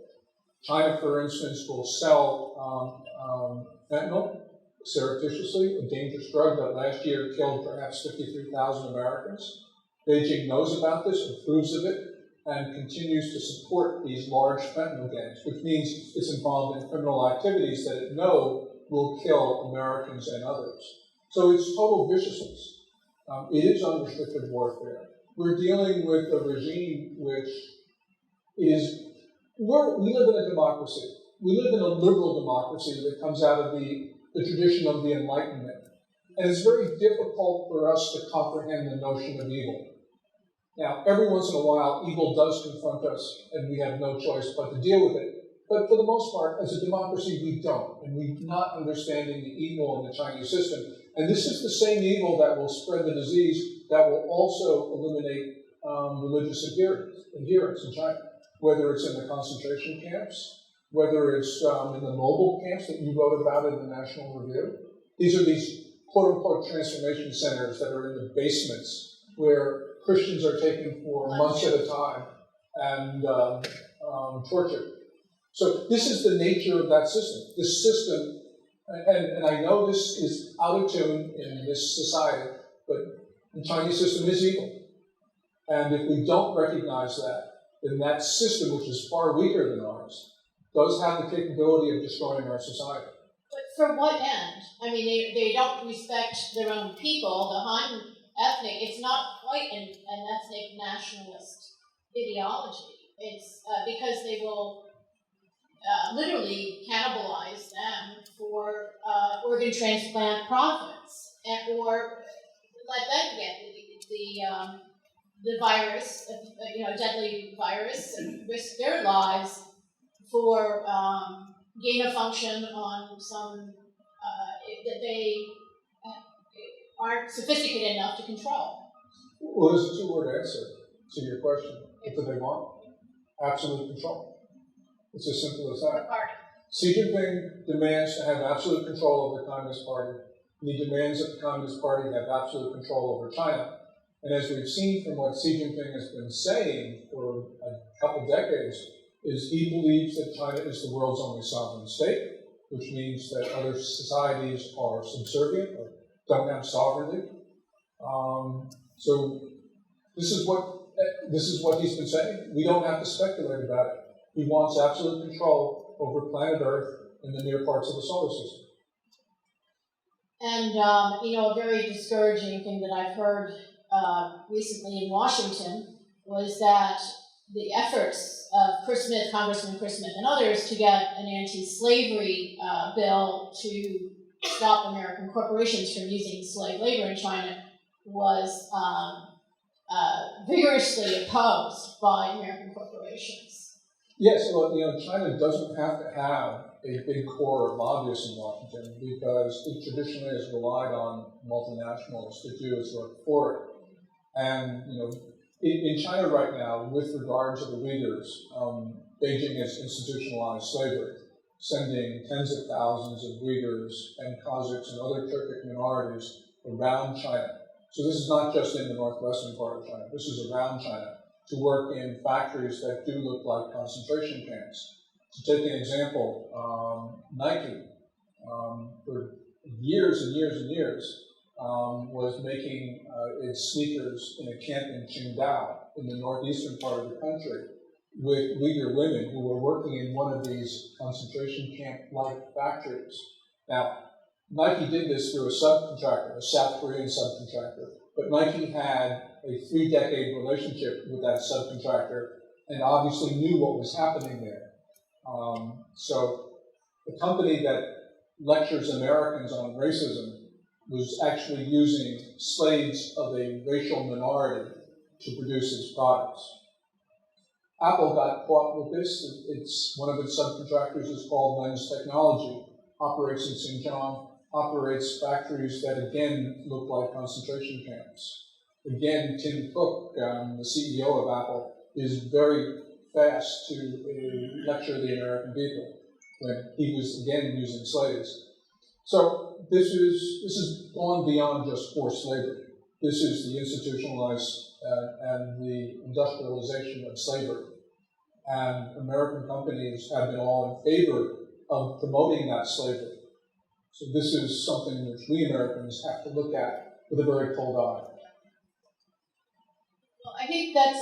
Did you have a follow-up? I just want to follow up on your point, Gordon. Do you know who the world's largest manufacturer of American flags is? It's Chinese. Like virus. And I want to tell you that when my wife bought American flags, because we went to a rally in Vermont about 5 weeks ago, we made sure that those flags were made in the good old USA. Which, let me just, if I might just a second, Nina. Yep. We Americans can talk about what's going on in China, but we can influence it because of this. We can start to buy American, to take up your point. And there is legislation, Senate Bill 1260, the American Innovation and Competition and Innovation Act, which has a provision that requires websites to list country of origin labeling. If you knew country of origin labeling on Amazon or other sites, you could make a choice not to buy products that are made in China. So this is an important bill, passed the Senate, now before the House.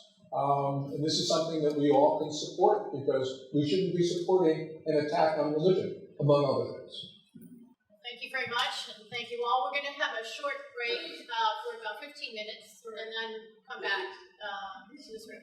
While our focus today is principally on attacks on religion, we're also looking quite carefully at the issue of free speech, particularly when it comes to Hong Kong. And that's what's going to be the focus of our next panel when we all come back together in 15 minutes. So, ladies and gentlemen, we're going to take a look at what's been going on in Hong Kong. And a dear friend of ours, of this organization, and indeed of this whole movement for religious liberty is David Alton, Lord Alton. He, of course, has not been able to come over here, but we do have him on tape discussing Hong Kong and also his friend Jimmy Lai.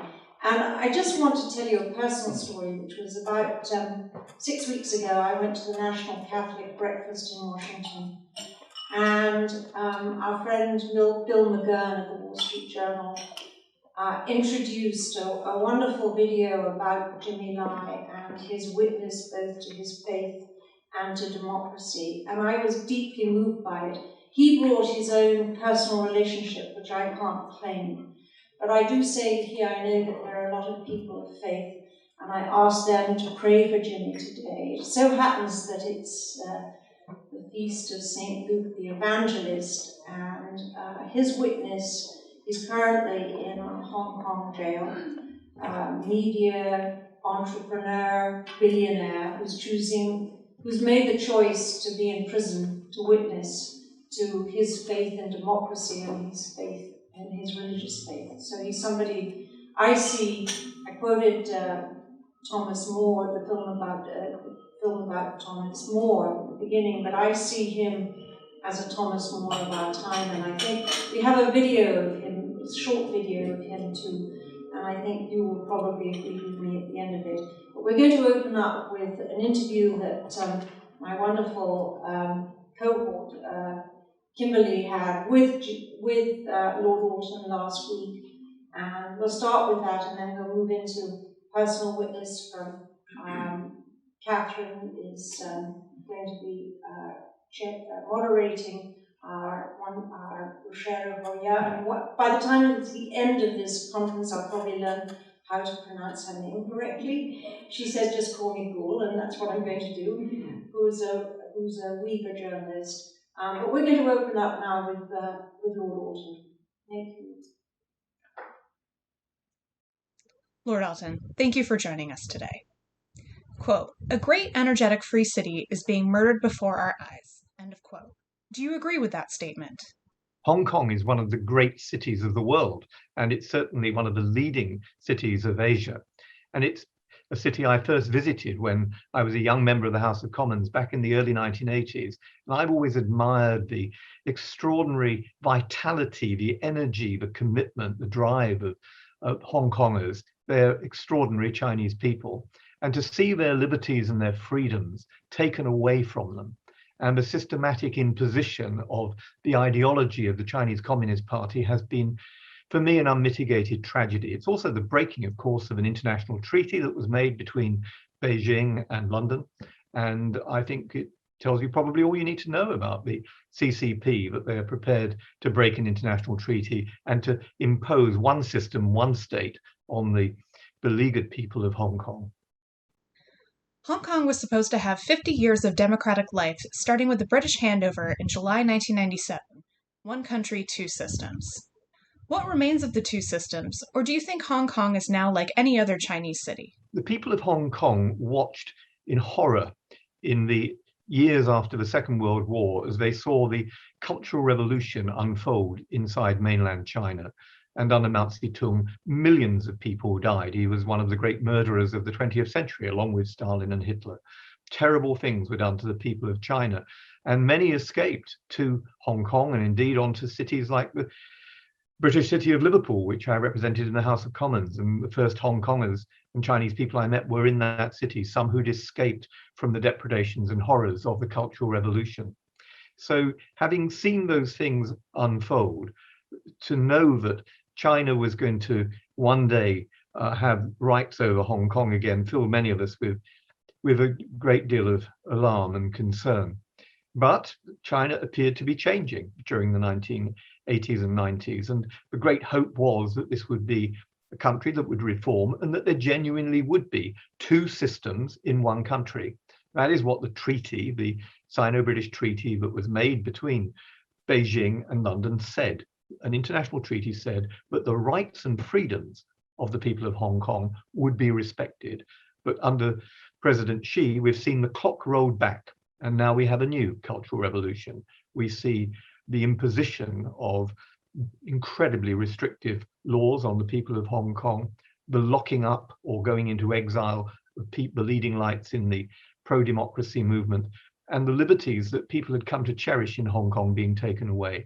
And as if that weren't bad enough, the people in Taiwan, where 23 million people live in a jurisdiction that has never, ever, never been governed by Beijing, by the Chinese Communist Party. They're looking on in horror themselves, knowing that what has happened to Hong Kong may happen to them next.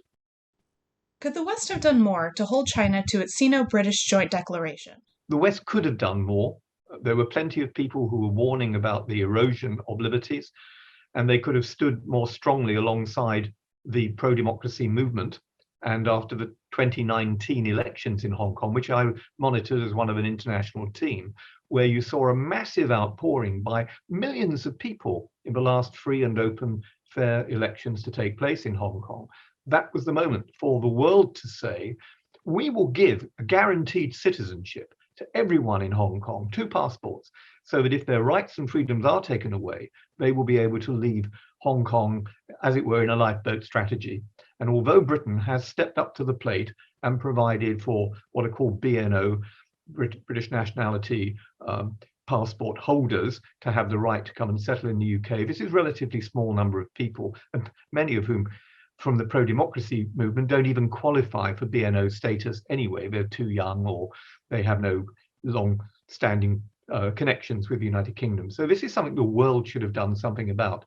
And equally, the Chinese Communist Party, the People's Republic of China, is, for instance, a member of the Human Rights Commission of the United Nations. It also is a member of the Security Council.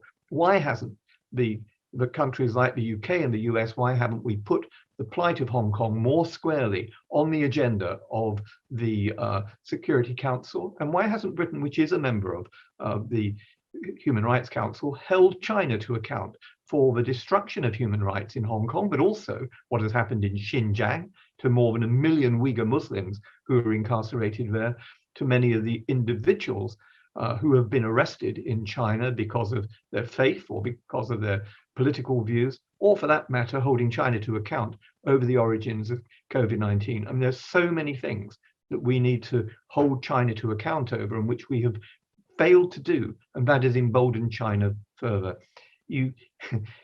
If you go on trying to feed the crocodile, you'll end up being fed to the crocodile yourself. And I think this kind of appeasement is something the world will come to regret. Nathan Law, a young activist, asserted that, quote, the people of Hong Kong are now walking through a dark tunnel and that each person is a spark of light, end of quote. He said that the rest of the world could, quote, walk in that tunnel with us and implement policies that hold China accountable and that make us feel that we are supported and encouraged to walk 1 more mile, end of quote. What actions come to mind? The case of Nathan Law and the case of Joshua Wong represent 2 young people who have stood firmly in favor of the values that we say we espouse in the West, in favor of liberal democracy, in favor of the rule of law, of peaceful protest, and the right to espouse a different way of life from that prescribed by the Chinese Communist Party. I know both of those young men. In fact, Nathan was the youngest member of the Legislative Council, the Assembly in Hong Kong. And in my day, I was the youngest member of the British House of Commons, and I once said to him, well, we babies of the House have to stick together. He is now in exile, living in London, and has become one of the foremost advocates in speaking out for the plight of people who have been left behind. And yes, we must walk with people like Nathan through that tunnel to light on the other side, because this system will collapse. The ideology will collapse, just as it collapsed in the former Soviet Union. There will be a day when the bamboo wall comes down, just like the Berlin Wall came down. But it won't come just by wishing it well. It will come as a result of our own efforts. It will become a reality because of the way that we stand for justice alongside people like Nathan Law and Joshua Wong. Joshua is in prison today. I presented him in 2019 with the Westminster Award for human rights, human life, and human dignity. I think that these young people are an extraordinary example to the rest of us. And I often have told both of them the story of people like Dietrich Bonhoeffer, who stood against Nazism and who famously said, not to speak is to speak. Not to act is to act, not to speak is to speak, not to act is to act. That is the challenge to our generation as well, to stand by people like Nathan Law and Joshua Wong, but also some of the outstanding people of an earlier generation who have either been arrested or who've been harassed or persecuted because of their belief in the very values that we espouse. What is the significance of Jimmy Lai's defense of democracy for the rest of us? I know Jimmy Lai and his wife. I met them when they came to the United Kingdom. I've had them as my guests at the Houses of Parliament, but I also met Jimmy when I was in Hong Kong monitoring the elections there in 2019. He has been an extraordinary advocate of freedom of expression. Apple Daily, the newspaper that he founded, read by millions of people, but closed down, of course, by the Chinese Communist Party. The Chinese Communist Party, they sit on the United Nations Human Rights Council. The Human Rights Declaration of 1948, the Universal Declaration, in Article 19, insists on the right of freedom of expression and the right of people to information, and yet an information blockade has now been imposed on the people of Hong Kong. And Jimmy Lai, the founder of Apple Daily, is now languishing in a prison. He is a remarkable man. He's one of the heroes of the struggle in Hong Kong. And alongside him, there are other notable Catholics like Martin Lee, who is very much a barrister, the father of Hong Kong democracy. And of course, there is the religious, spiritual leader of Hong Kong, Cardinal Joseph Zen, who again is one of the most courageous people that I have ever met. So we have to stand with people like Jimmy Lai, with Martin Lee, with Margaret Ng, another barrister who was arrested, and with Jimmy and all those who have put their lives on the line, espousing causes that we often take for granted. We have privileges, we have liberties, we have freedoms in these democracies in which we live. We should use those and put those at the disposal of people who are suffering for the things that we care so deeply about.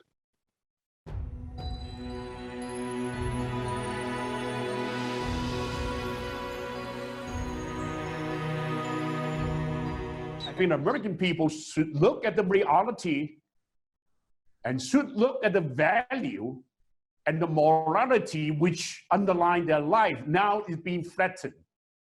That's why we are formed in Xi Jinping's eyes. It's because we share the same value as the West. Yes. We are a bridgehead of the Western value. You know, I asked myself when I was in the temporary holding place that, you know, I was sleeping on the floor in the police station. I could not sleep because so many police were running around and the light was on and many criminals were arrested because I was kept in the almost the most busy, the busiest police station, which is in Mong Kok. And I could not sleep. I asked myself, I said, if I knew I could not end up sleeping on the floor here and eventually end up in prison, but at that time, I didn't know that they would let me out. I thought they would not let me out, you know, just, you know, take me to custody and wait until trial, whatever. And I asked myself, if I knew I'd end up sleeping on the floor and eventually in prison, would I have changed what I've done? And my question is very quick, no. For people like us who are Catholic, are embedded in the values of a religion. You know, our instinct urges us to stand up to injustice, to evil. Well, I think the CCP is very afraid of organization, because if you have a faith, you can easily organize together and oppose them, because for a religion which is the foundation for morality and value, which the CCP does not have, this is where they're most vulnerable. You know, Chinese people are looking for a faith in addition to their life, material life. The greater material success they have, the more vacuum and void they feel in the heart. And then the more they want religion, the more they want virtue and moral to live a meaningful life. Well, thank you. Thank you. That was beautiful. As has been noted, is that we're on?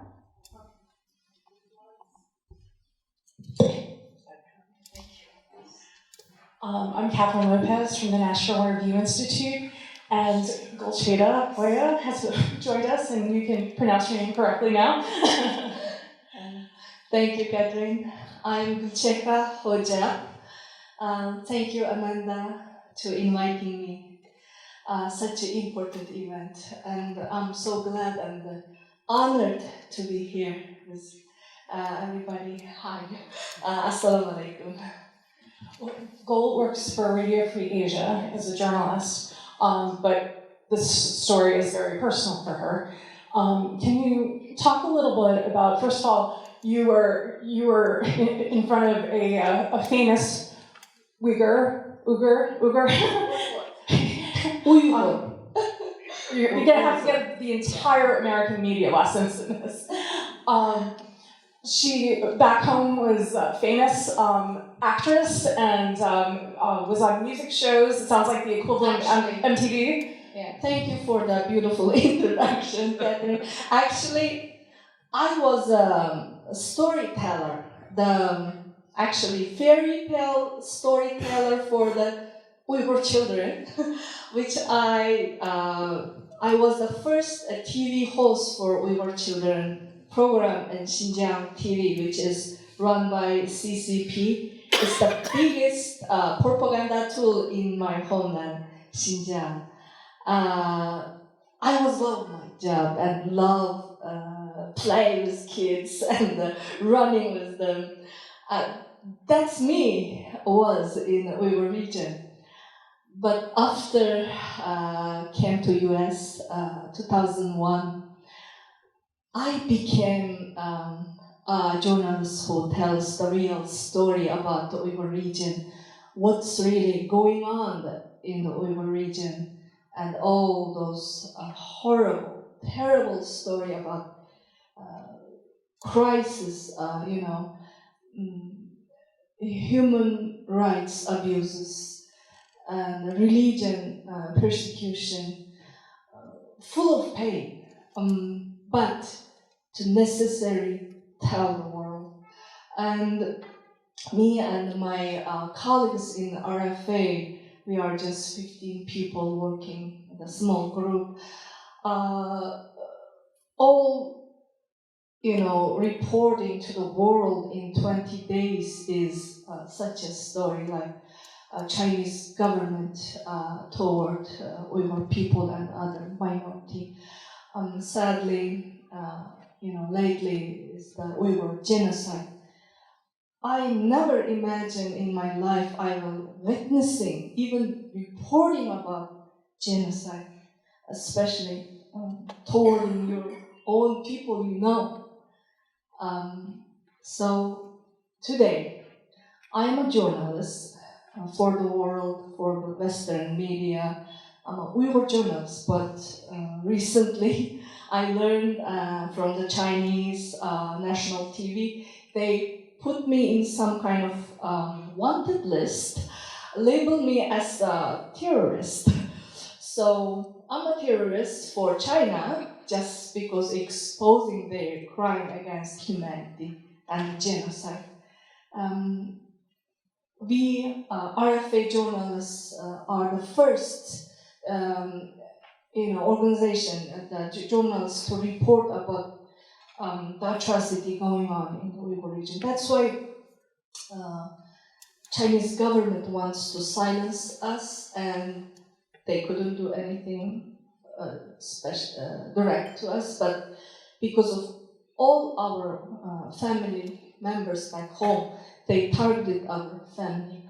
So from 2017, we learned almost all my colleagues, family members, end up put in the camp to silence us. But the urgency of our situation, we were homeland, and we cannot silence, we cannot stop. As Chinese government doing all those targeting our families, all those things wants to stop us. But you see me, I'm not gonna stop. I'm not stopping because we have to fight this evil. Because we have hope. As you know, Chinese government not only hate Muslim or only Uyghur people who's religious. Chinese government is against any religion because all the religion root is the same. Beautiful, hope and humanity, peace. So Chinese government hate peace, hate hope. That's why they hate all the religion. So today, only if you pray, if you have only wears hijab, could be end up into internment camp or sentenced many years or death. What we reporting, what we collecting information from the Uyghur region about the concentration camp is early 2014. They practicing build some kind of, they said, so-called education camp. They targeting first as a religious people and who learn religion abroad. So after going on, everybody, you know.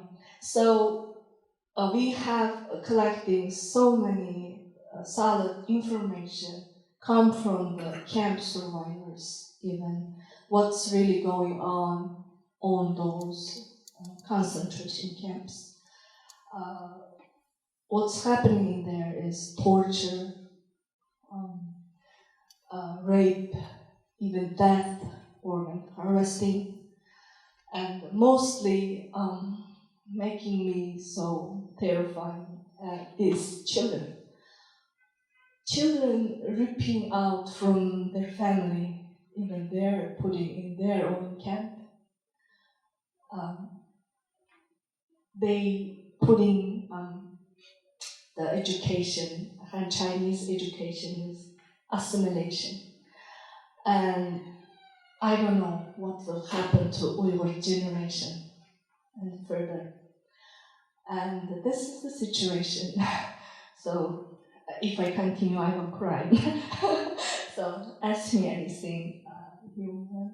Well, just to underscore, your voice is so important because as you pointed out, every Uyghur family knows you because of the children's program you hosted. So thank you for your tremendous courage. Can you talk a little bit about your family and how they have been and are being punished because of you speaking the truth? Thank you.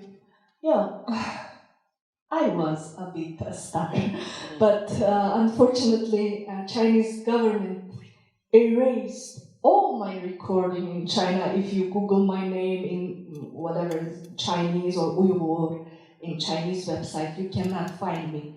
There's no Gulchekre in the history in Chinese websites. They want to erase, but I feel, today I feel, however Chinese government wants to silence me, Western world, the real humans, giving me more opportunity to shine. So I'm so glad to be here to talking about my own story to you all. So yes, my family. I separated with my family about 20 years. This October 14, I came to United States, going to be 20 years anniversary. Yes, 20 years I couldn't see my father, mother, my brother, my own relatives, my friends, my followers, kids.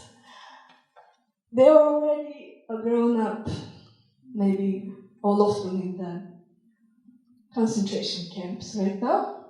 So in 2018, January, I learned in one night, Chinese government took all my relatives, 24 people, to the concentration camp. And after I learned that, I immediately report to the US government, and I had the opportunity to talk about my situation, my people's situation in front of the Congress. After that, Chinese government only released my parents, and I could talk to my mom on the phone. But they only released them for propaganda purposes. Yes, right? of course, because of whole world know. I was every media. I was in every media at that time. I was telling my own story. So just they somehow released, but of course still in house arrest. They cannot move freely.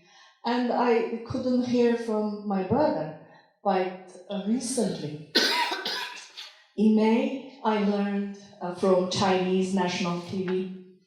They showed my mom and my brother to forcefully to denounce me, saying what I'm doing in America's propaganda against Chinese government, and it's wrong, and we are very happy and very normal living in China. What's normal? For a mother couldn't see her only daughter for 20 years. And you can't even really talk to them on the phone. You call every once in a while. Yes, they asked my mother in the phone, says, you can call me from now, and but we have little conditions, so first time you have to call and hang up. And after I report to our neighborhood police, and you can call again in 15 minutes. So I'm still doing that because I don't want to bother her a lot with those preparation, so I just call once a while. But living separated with family, the pain, I cannot describe. I cannot. You worry constantly, I have my own children, 2 daughters, 1 boy. I cannot imagine live without them for 1 day, even 1 hour. It's, for me, my parents are true heroes. So it's not only my story. Unfortunately, this is all we were facing today. And the reaction from the world is very slow, I feel. The US government and some other countries recently, from the president and President Biden also recognized what Chinese, doing in the Uyghur region is as a crime against humanity and a genocide. So we all know, just simply recognize it's a genocide cannot stop Chinese government to genocide Uyghurs and the other minority people. So we need conquer strong action. And I just want to point out, when you were named a terrorist and put on a wanted list, the United States government didn't say anything, and you were. I'm saying this, not you. You are a journalist and an American citizen, and so as an American, I'm sorry for that, because I think more should be said. Can you talk a little bit about, I saw you reacting during the Jimmy Lai video to the points he was making about faith. He's a Catholic, you're a Muslim, but you're united together on this idea that faith is so crucial. Faith seems to be the thing that's getting you through this. And you explained to me that you weren't as close to your faith when you were in China as you are when you actually got to experience freedom. Could you just say a few words about that? I'm so glad you asked me this question. As you know, we grows up in CCP's, non-democratic, only a propaganda, the education system. So they also assimilate the people with education. And not allow any religion to practice or learn from the school system, even at your home. And what Chinese government want to is that destroy this human value and human dignity, the same value in the Western world. So even we grown up with that system, but at home we were, we have, of course, family value, family education, giving us from when we start speaking. I remember my grandma was practicing secretly at home, praying 5 times. And if I love flowers. If I want to grab flower, just pick them. She will stop me. She says, I know it's beautiful, but you cannot just pick up like this. It's life. Just like you. Your name good, it's flower, this is good. So you cannot destroy any life creator. Give it to us. You have to, those are precious just like you. Even flies or the ants at the house, if I want to smash it, she just stopped me. She just said, this is creature. Creator made this purpose. You cannot touch this. You cannot do this, my precious daughter. You cannot do this. You're a good girl. Love them. Just let them be live in this world. We're sharing some same world. So it gives us the human value from the roots, Chinese government even destroyed this today. So can you imagine our children, our, next generation going to be, what kind of person when they grow up. So that's why I told you before, Chinese government hate the religion, because religion gives us all religion gives us hope, gives us peace. So that's why even we were people in such a harsh system and facing genocide, their resilience, they just fight with their hope, they trust one day the justices will come. That's why I feel this is the real religious people. They are real followers. Well, thank you so much. You have such courage and you inspire us, and we're really grateful. And you can either stay up here or go down as we continue the conversation with Gordon Chang and Jillian K. Melkor. Thank you so much. Thank you for all of this.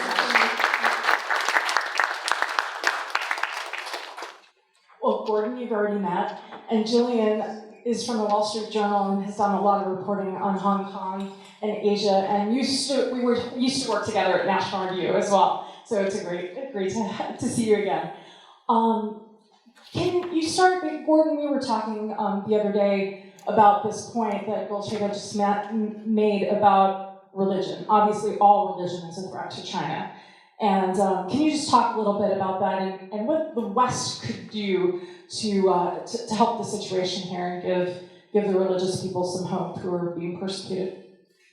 The one thing about religion in China is that the Communist Party cannot destroy it and actually can't control it. And we see this with the unprecedented expansion in the numbers of Christians, both Catholics and Protestants, in these house churches. This is something that frightens the Communist Party, of course, because the more the party tries to repress it, tries to control it, the faster religion grows beyond its control. And that has been the defining story for the last 20 years. So this is good in a sense, and it's important because it shows, as Gulchera has just mentioned, the power of faith. The party, for all of its strength, for all of its mightiness, can't control religion. And Jillian, you were talking to me the other day about how alarmed you are about how quickly China is dismantling civil society in Hong Kong. Can you talk a little bit about that? Yeah, just getting back to the point on religion, I covered Hong Kong in 2019, but I also spent about a year writing on the underground church in China.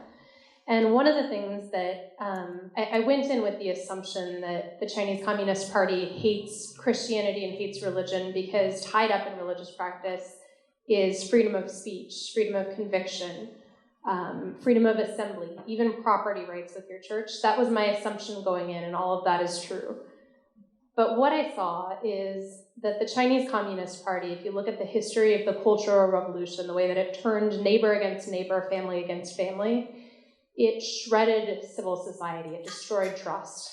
And that when you have people committing to religion, building communities around their faith, that restored civil society in a way that is a really important precursor for democracy, for freedom.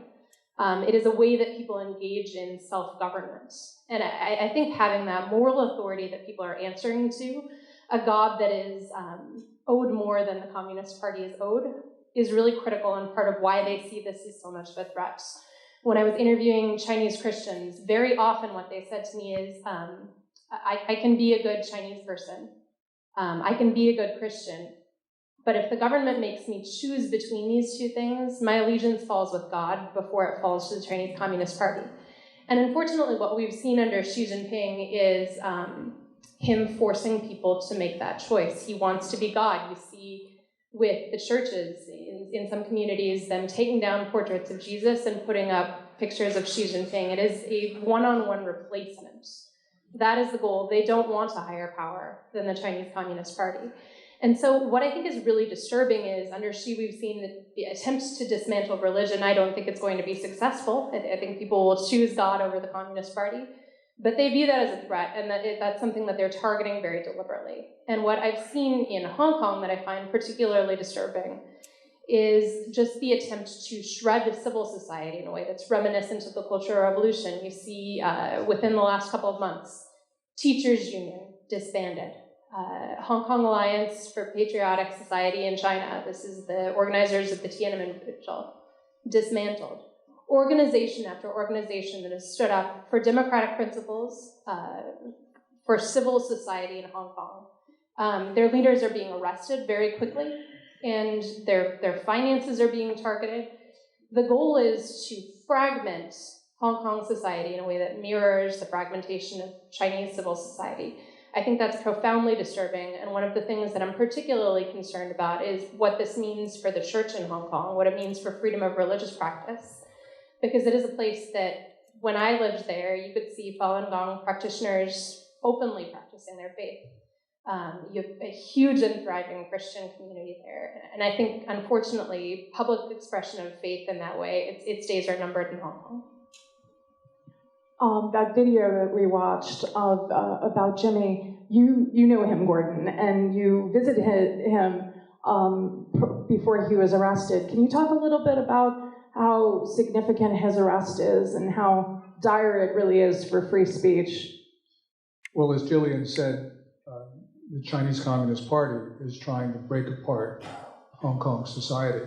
And to do that, they have to go after its leaders. And Jimmy is the inspiration to Hong Kong. And we've seen this because here's a person who amassed great wealth, the Giordano clothing line, and gave it up because he believed that there was something more important in life, and that was freedom and democracy and faith. And that's why they have him now behind bars, and they'll keep him there for the rest of his life. Jimmy is the hero. He created a newspaper, Apple Daily, and when China closed it about 4 months ago, what was really important was the people of Hong Kong supported Apple Daily. They bought issues of it, in the millions of issues, when people were arrested, the executives were arrested at Apple Daily, because they understood, the people of Hong Kong understood that Jimmy stood for them, and that he was willing to give up everything for them and for his faith. And this is the testimony of someone who will, I think, forever live in Hong Kong. We've got to remember one thing about Hong Kong right now, and that is it looks like Beijing has totally taken it over with what Jillian has said. But we got to remember that this is an insurgency in Hong Kong. And insurgencies can melt away, they can disappear for years, and they can come back. And this has been the history of Hong Kong. The big protests in 2003, they disappeared until 2014. Those protests, which went on for 5 months, they disappeared until 2019. Beijing thinks by breaking apart, by atomizing Hong Kong society, by imprisoning Jimmy, that they can forever end this insurgency. But they won't be able to, because the power of faith in Hong Kong is stronger than anything the Communist Party can do. Jillian, what has struck you about the resistance in addition to the faith of the people in Hong Kong? Oh, that's a fantastic question. So Jimmy is exceptional. When I met him during the I'd met him before that, but during the 2019 protests, I was interviewing him and he was saying, I don't care what they do. I'm not abandoning this city. I started this fight and I'm going to finish it. And I thought that was such a courageous statement. It's one that he is paid for with his life in a lot of ways right now. But as much as Jimmy is exceptional, he is not the exception. And what I mean by that is there are people that you don't know and aren't as famous as Jimmy, but have that same civic virtue, that same courage and commitment. And I think about some of the people who've been arrested. Claudia Mo, the legislator, visiting her office. She's got a fabulous sense of style, by the way. She wears a yellow umbrella ring for the umbrella revolution on her hands. But her office faced the PLA garrison in Hong Kong. This is the Chinese Communist Party's big building there. It's super creepy, surveillance. Her office faced it, and she plastered those windows with pro-democracy posters. And they were saying, at some point, government, you're going to fail. What you're depriving the people of right now, you will be held accountable for that. And I think of her. I think of Carol Ng, the union organizer, who, even in a really dark time for Hong Kong, you'd sit down to interview her, and she would make you laugh with the way that she caricatured the Chinese Communist Party and the absurdity of what they were trying to do. And she also had the courage in public when she saw what was happening in Hong Kong to openly weep about it. And I think about people like them, but I also think about the really young students who I interviewed. These are kids that are the age of my young siblings. They're kids that in any other setting would be going to hockey practice or soccer practice, but are instead getting together and figuring out a way to organize and to stand up for democracy, and can speak to you with profound wisdom, I think, about the importance of rule of law, the importance of democracy and what that means. And then during the protest movement, what I saw was students, young people, the church, just all elements of society going out on the street and standing up for what they believed in. And this is with tear gas flying, it's with police shooting a water cannon at you, it's terrifying. But I saw people showing up and taking the initiative to, some of them would be frontliners, some of them would be showing up with water bottles, bringing supplies so people could wash tear gas out from their eyes. Some of them would be carrying umbrellas so that you could shield yourself from pepper spray or shield yourself from the surveillance cameras. And everybody in this society felt like they had a role to play in defending their freedom. And to Gordon's point about how that insurgency lives on, I've never met such an exceptional society of courageous individuals. And it's been devastating to watch a lot of the people that I've known and gotten to love through them sharing their stories and their principles with me end up in prison. But I know that for every one of them that is famous, there are hundreds more who are not famous, who've been willing to show similar courage and make similar sacrifices. And that is the lone thing that makes me really hopeful for Hong Kong. On the point of fashion, Gulcheda has a Uyghur ring that a man in Turkey made for her, and he asked her every time she speaks about her people, she should wear it, and she has it on today. So you can check that out later. Gordon, your point about this is an insurgency and Hong Kong hasn't lost to China is obviously an important one and an encouraging one. On the other hand, it's really bad right now, right? So what should the West be doing to help the insurgent, to help those who are fighting China? Well, as Lord Acton said, first thing, we should offer refuge to people who do want to leave. But as Jillian pointed out, kids in Hong Kong who were fighting on the streets just did not want to leave. They were willing to stay and defend their home. And it's like Bill just said, these are people who are willing to make a last stand for their society. But what we can do, apart from offering refuge, we need the President of the United States to speak out about this. When he was campaigning for president, he talked about human rights in Hong Kong and human rights of others. But as president, he's been silent. And it's up to us Americans to pressure him. And it's up to us Americans in November of next year, in November 2024, to make sure that whoever is elected will make those promises and keep those promises. I think that we have sanctions on Hong Kong. There are banking sanctions, as Jillian knows. Many of them are effective, but we can tighten them because Hong Kong is the front line of freedom right now. And if Beijing thinks it's won, it will move on to the next society to smother that one as well. So it's up for the United States with its friends and allies and partners, but alone if necessary, to impose those further sanctions on Hong Kong so that it does not remain prosperous. Remember, it's the kids on the streets who want the United States to impose those costs. And we got to remember, it's those kids on the streets when they protest. What do? Well, they sing our anthem and they fly our flag. And that's the inspirational impact of the United States on not only people in Hong Kong, but on people who yearn for freedom everywhere. Is this something, what Gordon just described, something that we take for granted, that people actually see us as a bastion of freedom still, even though we're arguing about critical race theory and all the things that are important in the United States, but pale in comparison to what people in Hong Kong and China are dealing with? And can you also, too, Jillian, talk about, speaking of things that don't get media coverage, the national security law and how that really helped China persecute the people of Hong Kong in sort of broad daylight because nobody was talking about it.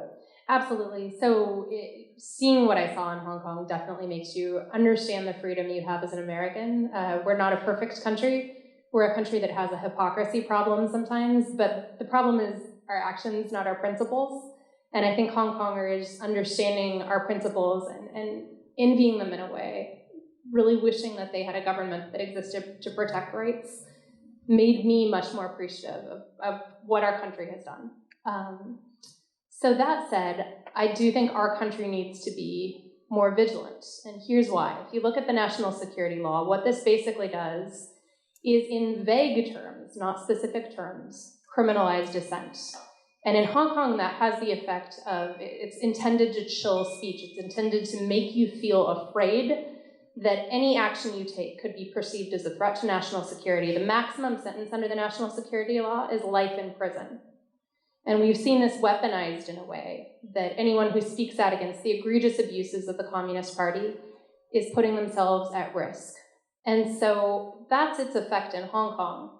I think what got less coverage, though, is the national security law in Hong Kong makes these broad and sweeping extraterritorial claims. And one of the most frightening of those claims is it's saying to Western companies, to Facebook, to LinkedIn, to social media accounts, to Zoom, that if you do not help us shut down dissent beyond Chinese borders, if you don't help us suppress dissent abroad, we can come to you and make demands that you turn over content, that you take down and remove posts. And if you don't comply, we're going to go after your people and we're going to go after your assets in Hong Kong and China. And I just want to call attention to this because I think it's telling of the Chinese Communist Party's intent. It is not satisfied with totalitarian control in China. It is not satisfied with totalitarian control in Hong Kong.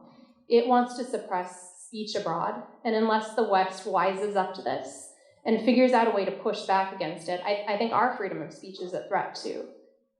Just to give you one last thing that I think we should be paying attention to as well is some of the American companies that have gone to bat. I know Nike came up for its use of Uyghur labor, but just to give you another example that I think is also egregious, right now Hong Kong University has ordered the removal of a statue commemorating the martyrs of Tiananmen Square, and it was an American law firm, well, a law firm with a predominantly American presence, representing them, making that demand. in a way that was so bold that they put their name on the letterhead. And I think that as an American society, we should be really vigilant that we're, first of all, not tolerating their extraterritorial claims, but certainly that our businesses are not enabling them. Gordon, just one last question about Jimmy before we go to questions. Is he going to die in jail? I think that Jimmy, certainly if Beijing got its way, would have him die in jail. He's got more prosecutions coming, and probably will get a 15-year sentence, which will effectively be a life sentence for him because he's 75.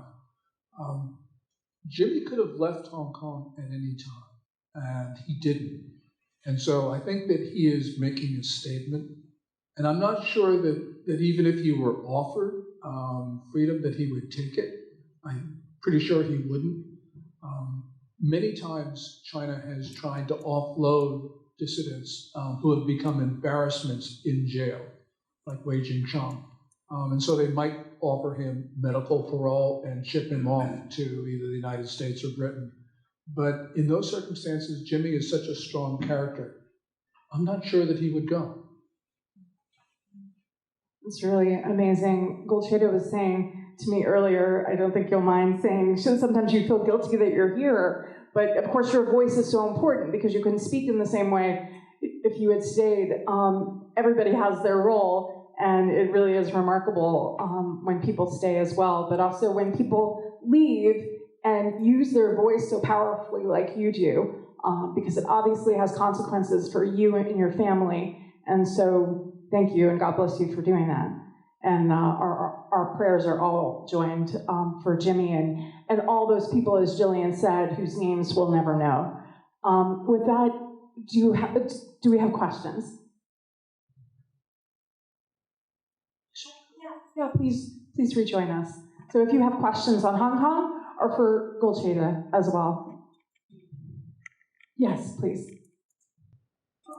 I'd like to ask about the relationship of American universities to China and what that relationship, the effect that relationship is having on conditions in China. You know, one of the great lies, I've been in journalism, one of the great lies that we're told is that intellectuals love freedom. The actual record in the 20th century was not exactly encouraging. And I'm just wondering if universities are actually working against freedom in China, reflecting the views of some of their faculties.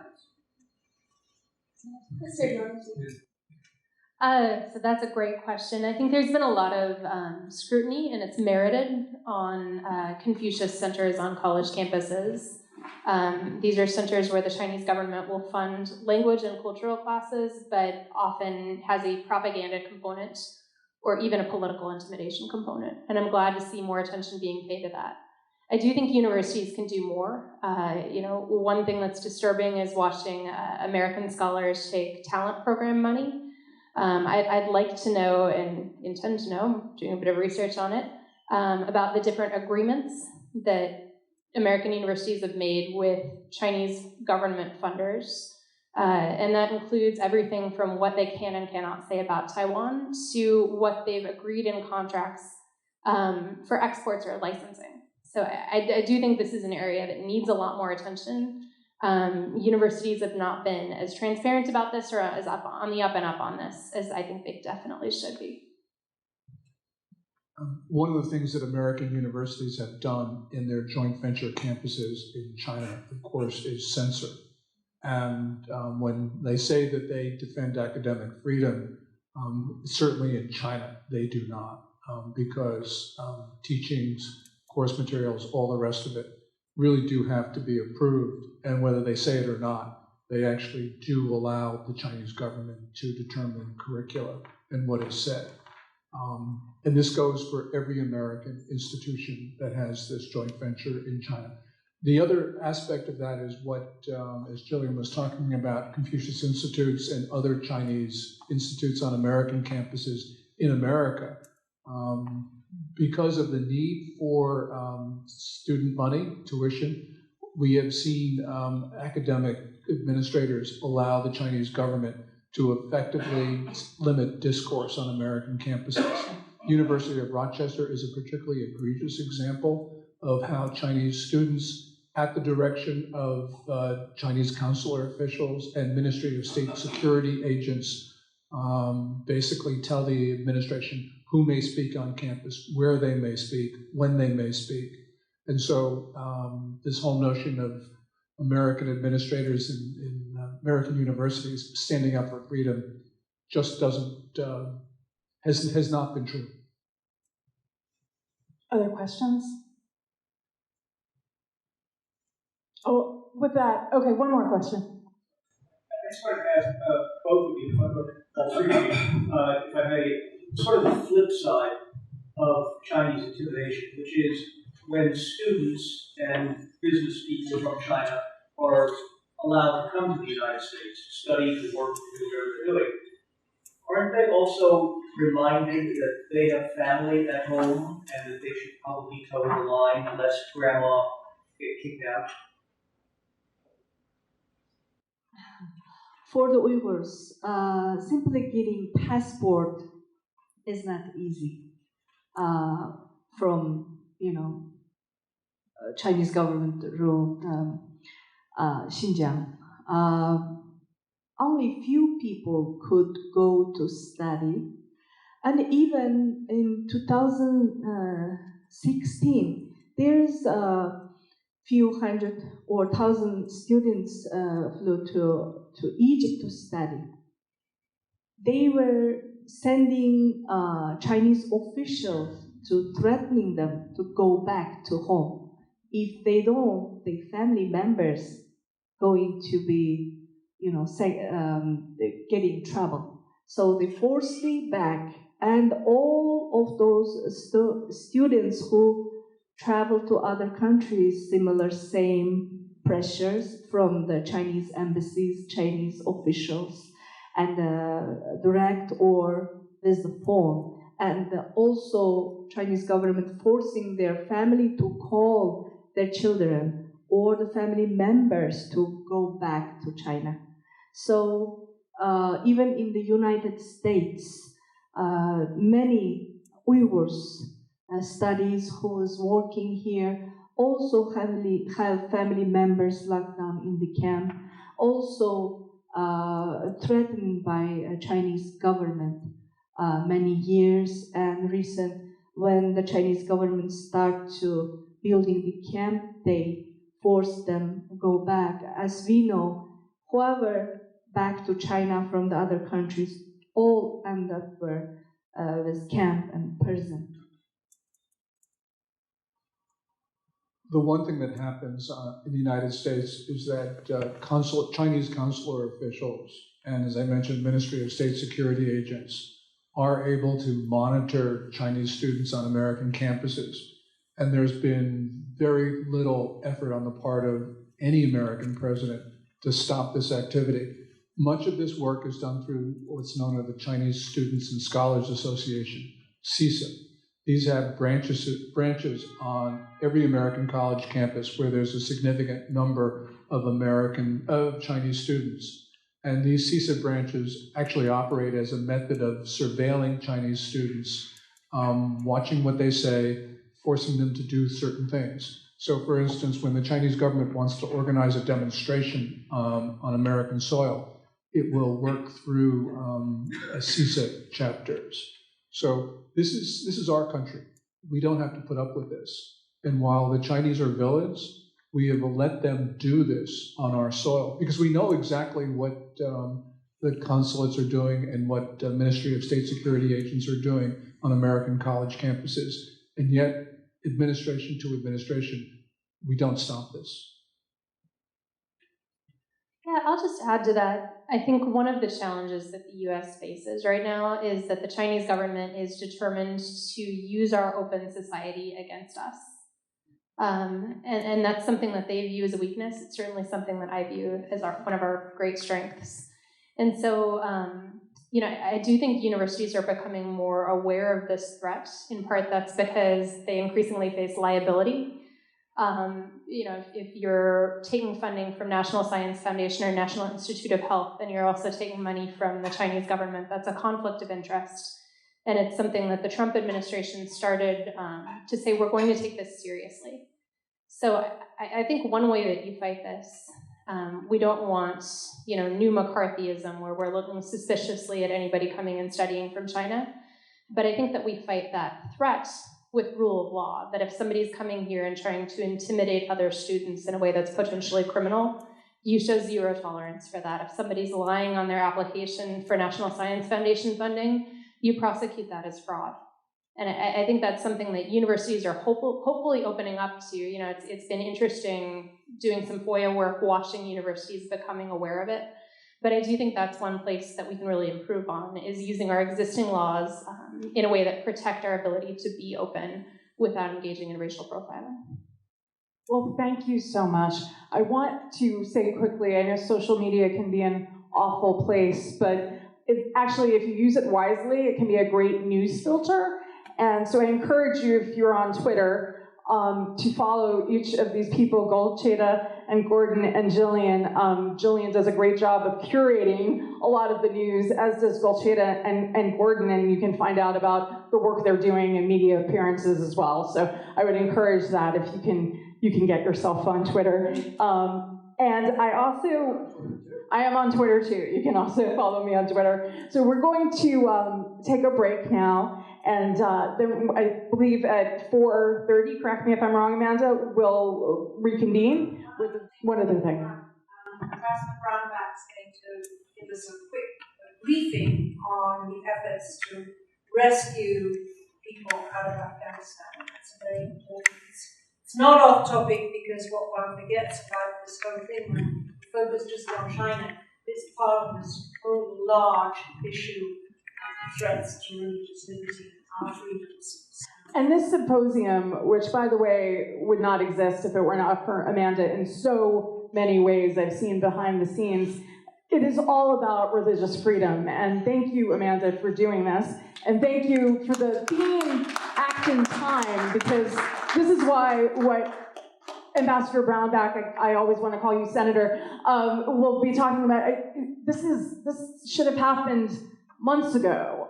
And so time is of the essence on all of these issues. So thank you again, Amanda, for this really important symposium year after year. Even during COVID, you managed to pull it off. Thank you to our panelists, and thank you all for your time. Good afternoon, everybody. Delighted to join you. Thank you, Amanda, for doing this, for putting this together. What a great topic, important, timely, critical. We're at war with China.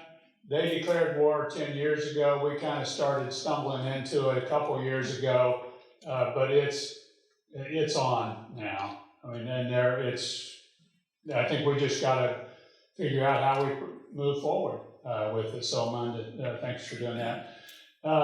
With the fall of Afghanistan, a number of people were left in the lurch, particularly religious minorities. If you're not a Sunni Muslim in Afghanistan, you're in trouble. If you're a Christian, you're in trouble. If you're a Christian convert from Islam or Messianic Muslim, you're in real trouble. If you're a Hazari Christian, if you're a Hazari Shia, you're in trouble. If you're a Sikh, you're in huge trouble. Religious minorities are generally the places that genocide happens over the last 100 years. Genocides generally happen of religious minorities. And you've heard about the Yazidis and the Christians in northern Iraq. That was a genocide. It was two religious minorities. That's what's going to happen in Afghanistan if we don't get these people out. That is what is happening. We're hearing daily stories about people being killed or just too scared to move. They're in safe houses. They're being hunted. Some are sneaking out various ways. And so a group of us, twice a week, we met today. We'll meet again on Thursday. Nina's with this group. We meet over Zoom, and it's a group of people trying to coordinate efforts to get people out. It's former military operators who know the situation on the ground. It's religious groups that have NGOs that have operated in Afghanistan, and they had people there that were working with them on the ground in Afghanistan that now are stuck.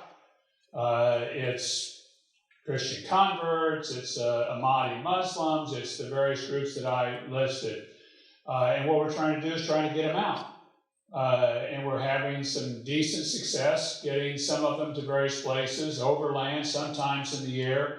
The Mercury One, Glenn Beck's group, and some others have gotten some flights that have moved out. You think of all the trouble we have on our southern border and how many resources we put there. Afghanistan has a lot more porous borders, and you can move people out overland. But then you got to find some place to move them to. So we're trying to get them to move, and we're testing places like Brazil and Kosovo and other places to get them to a permanent spot. We run a list that people get on that has about half of the list is religious minorities and half is others seeking to get out that are being persecuted or feel heavily pursued by the current administration. There are judges, there are journalists, there are others that are on this list trying to get out of Afghanistan. We're trying to get some legislative reform. We think there should be what's called a P2 category for religious minorities coming out of Afghanistan, similar to what we've done for religious minorities coming out of Iran. There's a Spectre Amendment some years ago that allows Jewish, Christian, Baha'i to be able to get out and apply for direct refugee status to the United States, so that the United States would take some. Where some of these groups are raising funds to resettle people. This is a coordination mechanism. We're just coordinating with each other. Those that have the capacity to move people, those that have the ability to fund people, those that have the list of people that are trying to get out, and to try to help each other move them out. Of the people we've had on our list, we've gotten about 200 some out, was the guy was telling me today directly. We've got, now the list is building up, it's probably at 1,800 people that have contacted us on our list to get them moved out. And then we're trying to get them placed with various people and groups to get them moved out into safety, or at least get them to a third country to hold for a while, but out of harm's way. Many of them are in safe houses now in Afghanistan, scared. A lot of them, I shouldn't say scared, some of them, they're going to go ahead and stay, and just that their faith will carry them. And they want to live their faith there, and they're going to do it. And God bless you. Others, they're really trying to get their family members out. And I think we need a law change here to take a certain quantity. We're proposing taking 4,000 religious minorities a year out of Afghanistan into the United States. Is the letter that we're just circulating and distributing today. We have over 50 signatures on that. Nina's on that letter. I'm on that letter. We got to do it. Anyway, want to fill you in on those things that we're doing. We're having some success. We need a lot more. And if these people don't get out, many of them, they will die. They will be killed. They're being hunted now. And we all came together because we were hearing from different ones of people saying, look, you got to get me out. They knew somebody in the West and said, you got to get me out or we're gonna die here. And that's been the experience in other places when situations like this have changed. So if you can help us with any of these aspects of it, that would be deeply appreciated. And I'm hopeful we can learn from this model because there's other places around the world. The level of Christian persecution right now is at an all-time high. It's never been higher. And you got a bunch of countries this is going on. We've really got to start figuring out how to get people out of harm's way in some of these places. They're being slaughtered. I mean, and there's a list of countries this is happening. It's the most acute and most in the news in Afghanistan, but this is happening in a lot of places. The expansion of Christianity has been a great thing. The persecution of it has come alongside it. That is happening. So with people in this country, we've funded missionaries across the world for decades, years, carrying the good news, and it is good news. My faith is just a critical part of what I am and of who I am, and I'm glad other people know it. But now they're getting killed. The same people that we sought to bring to the faith are getting killed. And we're the most powerful nation on the earth, and we have a capacity to address this. And I think it's our responsibility. Now, a number of these people, they'll stay where they are because they want to witness to the people. They've heard the good news. They want to tell somebody else. God bless them. But others have family members that are going, we've got to get out. And I think we've got a responsibility here. I really do, folks. God bless you all.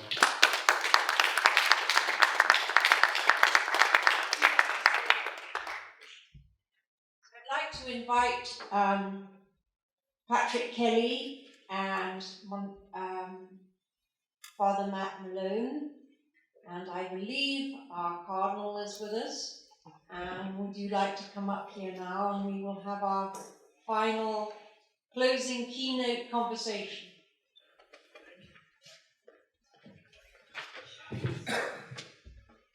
Well, it is now my privilege to introduce our final panelists for the afternoon.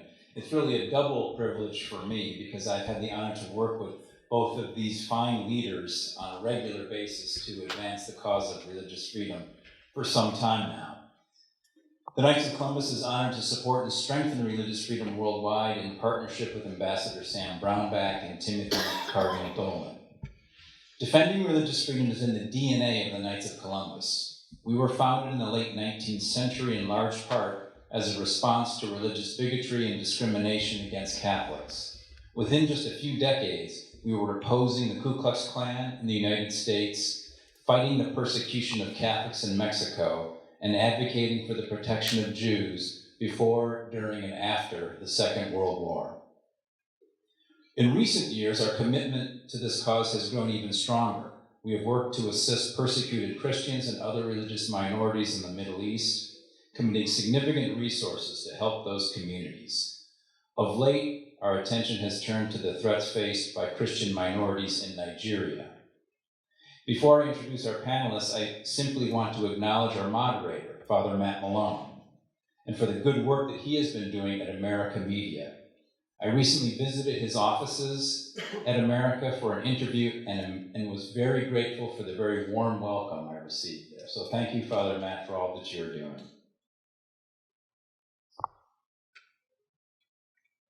Ambassador Brownback's career in public service has taken him to the U.S. House of Representatives, then to the U.S. Senate, and then to the governor's office in the state of Kansas. He is one of an increasingly rare and perhaps even nearly extinct breed of public servant for whom principle is more important than partisanship. This has perhaps never been more evident than in recent years during his tenure as the United States Ambassador for International Religious Freedom. I worked as a senior advisor in that office in the early 2000s, so I know firsthand the skill, perseverance, and even fortitude it takes for a religious freedom ambassador to succeed at the State Department. And by every measure, Ambassador Brownback certainly succeeded. And as we have heard just a few moments ago, rather than retiring from this work, he continues to lead the charge as a private citizen. Thank you, Ambassador Brownback. Thank you. And now to Cardinal Dolan. Trying to introduce Cardinal Dolan in New York City is a little like trying to introduce the Pope in Rome.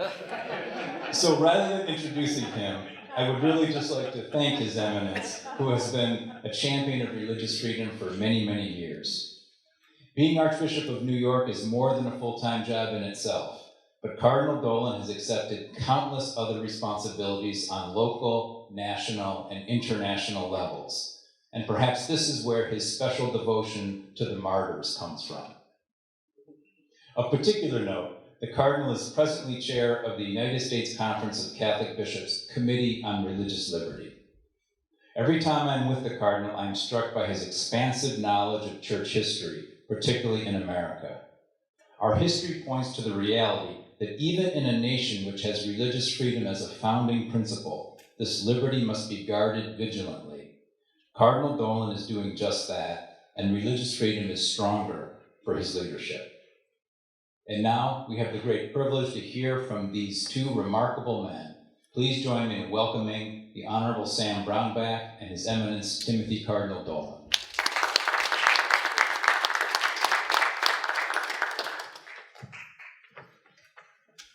Thank you very much, Supreme Knight Kelly, for that warm welcome and for your visit to America recently. And thanks to our distinguished guest, Your Eminence Ambassador.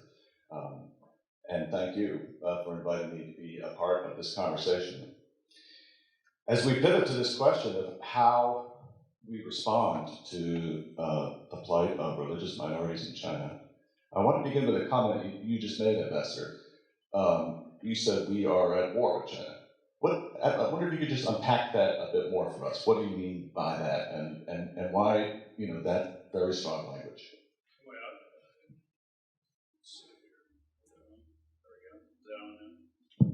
There we go. I grew up during the Soviet era of the Cold War, and this one is starting to feel a lot like what that one did, where you get economic separation starting to take place at this point in time. You've got an aggressor in China that has been aggressive for decades now, but we just kind of gave it to them as growing pains, or they'll come to understand our system, or they'll kind of edge and move towards us. One of the stains on my record is voting for most favored nation status for China with the thought that they were going to kind of grow into a democracy, an open, free system like what we'd seen in Taiwan and South Korea. And increasingly, that was happening, I should say, for a while, and then Xi Jinping came in. And this guy is full now. He is full on now. He wants to have a communism that rules the world. He views this as we can set community standards, which means he sets the standards for everybody. It's not human rights, it's a community rights, and we'll set what those are. And we're going to take over these international bodies, like we saw their influence in the World Health Organization and many others, to drive the system to look more like them.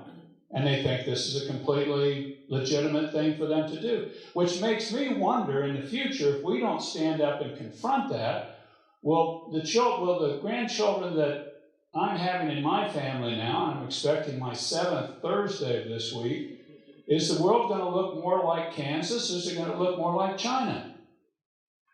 And I'm really wondering about that anymore. And unless we stand up and take this aggressive action from them with an equal amount of aggression, pushing back, I think without hot war, but on human rights standards, on religious freedom standards, on standing up for the global trading system, any number of places that we've got to stand up and to confront this aggression.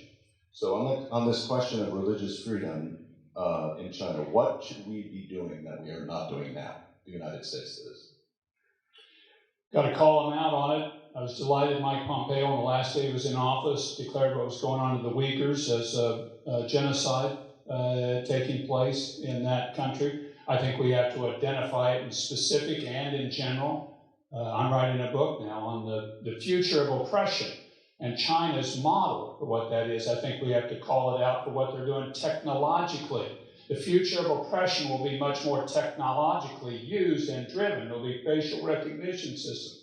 It'll be cameras on every church and mosque, and if you're identified as going in there, it'll be your lower social credit score, and you're going to not be able to get the school you want. You're not going to be able to go to the housing that you want. You're not going to be able to travel. I think we've got to point these things out, that these systems are in place, and what China will do with them is they're going to distribute them around the world to other authoritarian regimes. It won't just stop in Xinjiang. It'll start there. That's the beta test. The alpha was Tibet, what they did and continue to do, the Buddhists. Xinjiang's just kind of the tougher dog to deal with for them, but they're getting it figured out. And then these systems are going to go to autocrats all over the world and then try to dislocate them. So I think we've really got to call this out and be very public and very aggressive and vigilant. And my model would be the Soviet Jewry movement. Some of you will remember that time period where the Jews tried to emigrate out of the Soviet Union. And the Soviets wouldn't let them do it. When the world came together and said, why are you not letting them go to Israel? And this also involved evangelicals. But it was a global voice. You've got to allow this. And it undermined the authority of the Soviet Union that they wouldn't treat their own people fairly like this. And this will undermine the Chinese government. They're seen as not treating their own people fairly. Your Eminence, when I was talking to some of the organizers for today's event, one of the things that they pointed out to me was they wanted to focus on China and this question of religious freedom, in part because it was your suggestion that we take up this topic today. Why? Why did you think that was important for us to talk about today? And how are you engaging these issues? Thanks, Father Malone. Nice to be with you. Before I get to that, just what a joy and an honor it is to be with all of you. I look out at old friends whom I admire very much and highly appreciate what you all do. Amanda and David, thank you for your leadership. We all admire the perseverance, I use that word purposefully, the perseverance of religious minorities, Christians who are literally under the gun. And I admire your perseverance in advocating for them. It's good to be with you, or Ambassador Brownback. I've had occasion to work closely with, and I'll never forget the symposium you gathered in D.C. in July. That was stunningly successful. Thank you. And Patrick, you're a great friend. I'm so proud of the Knights of Columbus. I've been a member since 1979, and you're right. Historically, you've been a tremendous protector of the church and of religious minorities wherever it comes under persecution, including here at home. So thank you. Thanks for that. So anyway, what was the question? Well, sadly, folks, it's easy.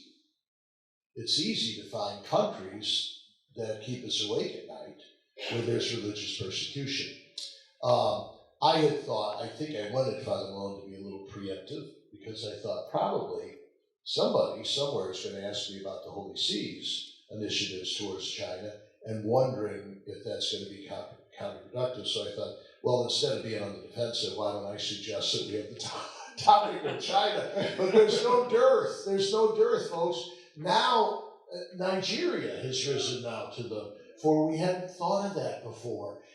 We had, on the Feast of St. Peter Claver, at the request of priests from Africa who generously and faithfully serve here, we had a Mass for the persecuted in Africa. And I had asked to have a list of the countries, and it was almost all of them, where there's overt persecution of the church. And as to China, though, well, you know why? Being Archbishop of New York, I meet with a lot of people who invest heavily in China. These are some of my own people who are extraordinarily generous to the causes dear to my heart, to Catholic causes of charity, education, healthcare. And I will always ask them, do you use the leverage that you have to speak to them about the incursions on religious freedom in China? They obviously want your investment. They obviously welcome you. They obviously roll out the red carpet. Would you, and if you don't, would you speak up on behalf of the persecuted religion? And of course, I'm more aware of what would be within the Catholic family, but all religions in China. Number two, Father, so that's one, because I meet with a lot of people who are just telling me they've just got back from China where they set up a $10 million scholarship or something. I'm thinking, oh my. Number two, and here's maybe, perhaps you've already addressed this, we have to look for the underlying reasons for this. Why? So we got different types of persecution in the world, right? Some of it is minority versus minority. Some of it is tribal. We know that. China is government-sponsored and government-financed persecution of the church. And we have to rediscover the philosophical underpinnings of this, everybody, because it can teach us a lot and it can help us unmask them. Why do totalitarian regimes go after religion? All right? It's important for us to give the reason. Precisely because they are totalitarian. They want total control over every aspect of the human enterprise. If they detect there is somebody out there who is earning allegiance besides the government, they want to go after them, correct? They don't want them to exist. They want total control. The two biggest forces, all right, that would garner an allegiance from the people would be the family and religion. The family and religion. Thus, in China, they will viciously go after both. My own hunch is that they start with the church, because the church is religion, faith, people of belief are just sort of in their gut defenders of the family. So if they can eliminate the church and religion, they have an inroad to making the family only an agent of the government. Now, this is important for us to get back to those roots, because it's not just a distaste for religion. Lord knows that abounds, even in this country, okay? It's not just a personal disdain for religion. It's a philosophical drive. And I thought, Father Malone, boy, if I could give exhibit A of where that's going on, well, China. Now, we did see it going on in the Soviet Union. That collapsed. Fulton Sheen used to say that while he was deeply concerned about communism, he wasn't worried to such an extent that it would ruin his health or keep him awake at night, because he said, no enterprise can exist without God. And if you're opposed to God, sooner or later you will fail. And so we saw that go on in the Soviet Union, and one can make the argument, as Mikhail Gorbachev had, that the beginning of the end of the Soviet Union was, the trip of John Paul II to Poland from June 1st to June 10th of 1979. That was what he called the crack in the Berlin Wall, the rediscovery of religion. Remember the people chanting before he left, "We want God." We want 2 million people chanting at the top of their voice, "We want God, we want God." The Pope was trying to give his talk, remember? And the master of ceremony said, "Holy Father, maybe you should try to silence him." And he looked at him and said, "Are you nuts? This is what I came for." So, but I only say that because it's good for us. So yeah, there's persecution of religion, I guess, for economic reasons, social reasons, ethnic reasons. I don't know, there's a bunch of them. We have to rediscover the philosophical drive in totalitarian regimes. See, I would agree with Ambassador Brownback when he said they'll always go after religious minorities, genocide, you said. I would complete that by saying they will also go after religions that are strong. So, for instance, in Nigeria, Christianity is hardly a minority religion. All right, they're strong and they're growing. That can be a threat too. See, that can be a threat too. Minority status can be because they're easily to stamp out. But gaining majority status can be a threat to anybody that drools over totalitarian control. So I guess those are the two major reasons. Well, you're definitely right. Somebody's going to ask you about this, the Holy See, and it's me. So I do want to give you a chance to chat about that a little bit, because the Holy See is engaged on, in relations with China at some level. Over the last several pontificates, there's been a preference for dialogue, for some level of engagement. The agreement reached recently and recently renewed has brought that to another level. And how do you respond to folks who say, that the Holy See should not be engaged in the way that they are, and who've been critical, sure, even though they share the same values that the Holy See suspends? And many loyal Catholics who otherwise would be very supportive of the diplomatic initiatives of the Apostolic See. Father, the Supreme Knight has much more of an insight into the world. This is a tough one for me, because you will understand that my gut tells me, and when my gut tells me something, I usually listen. My gut tells me, and I do it by nature, that I'm always on the side of the Holy See.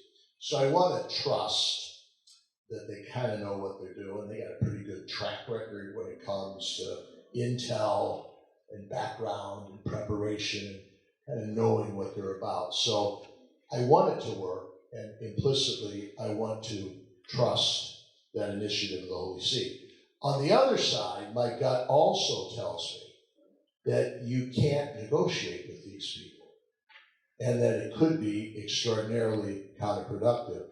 I've had Cardinal Zen at my house quite often. And he would, when he's coming through, I have a lot of cardinals who stay at my house. I got one now. I especially like welcoming those who are under 80 because they can vote. And I'm interested if I can respond. But he's eloquent, you see. He, by the way, he's deeply loyal to Pope Francis, but he said that loyalty drives me to say, take it from me, this won't work. They hate us. They want us. They want to extinguish us, and this would just be another method of expediting that. You know, I listen with interest. Thank you, Patrick. I'm a bit of a church historian. It's not new. These type of negotiations are not new. You know what Father Malone's talking about, right? What was it, 2 years ago, if not a little longer, that the Pope Francis reopened kind of a dialogue and negotiations with the Holy See that led to, while not officially a concordat, a diplomatic agreement that indicated a posture of trust in China to protect religious freedom, and especially to protect our ecclesial teaching that the appointment of bishops and the shepherding of the internal life of the church belong to the Bishop of Rome, the successor of St. Peter. That was met with a lot of criticism, and I would have to admit that the immediate developments after that would render some of the criticism a bit more credible. We have to think in the long term, though, don't we? I mean, the two greatest sovereignties on the earth today that have the greatest history and the longest memory would be the Holy See and China. And they think in terms of decades. They think in terms of centuries. It's not new to the church. Those of you familiar with church history would know that Pope Pius VII entered into an extraordinarily controversial concordat, that's the Vatican's fancy word for a treaty, with Napoleon. And kind of giving Napoleon somewhat of a say in the appointment of bishops. That's the biggie, see?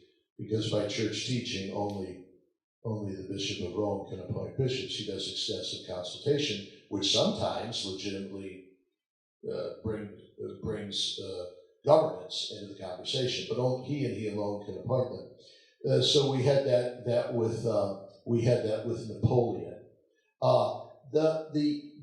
The most controversial, and many historians are now pointing to an historical kind of a similarity here. The most controversial would be what's called Ostpolitik. You're probably familiar with that.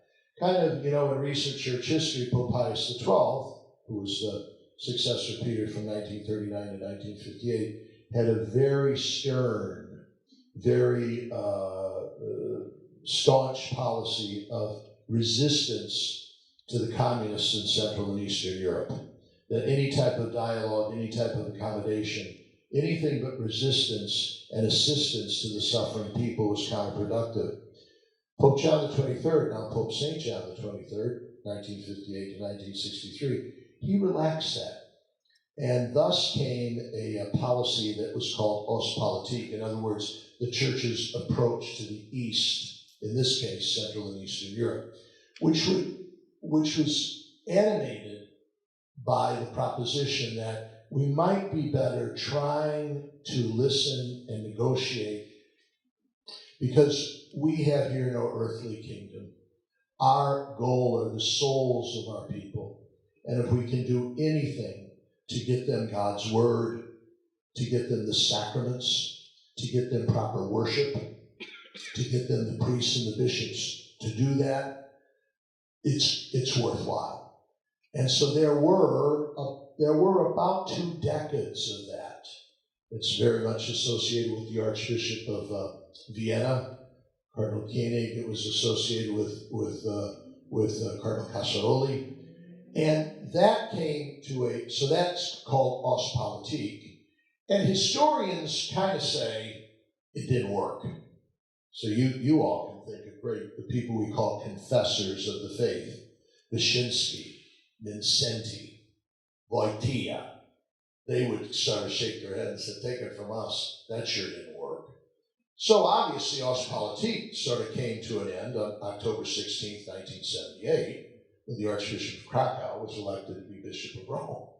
And he said, we ain't going that route. He never officially canceled it. He kind of had a deep reverence for Archbishop Casaroli, whom he named as his Secretary of State.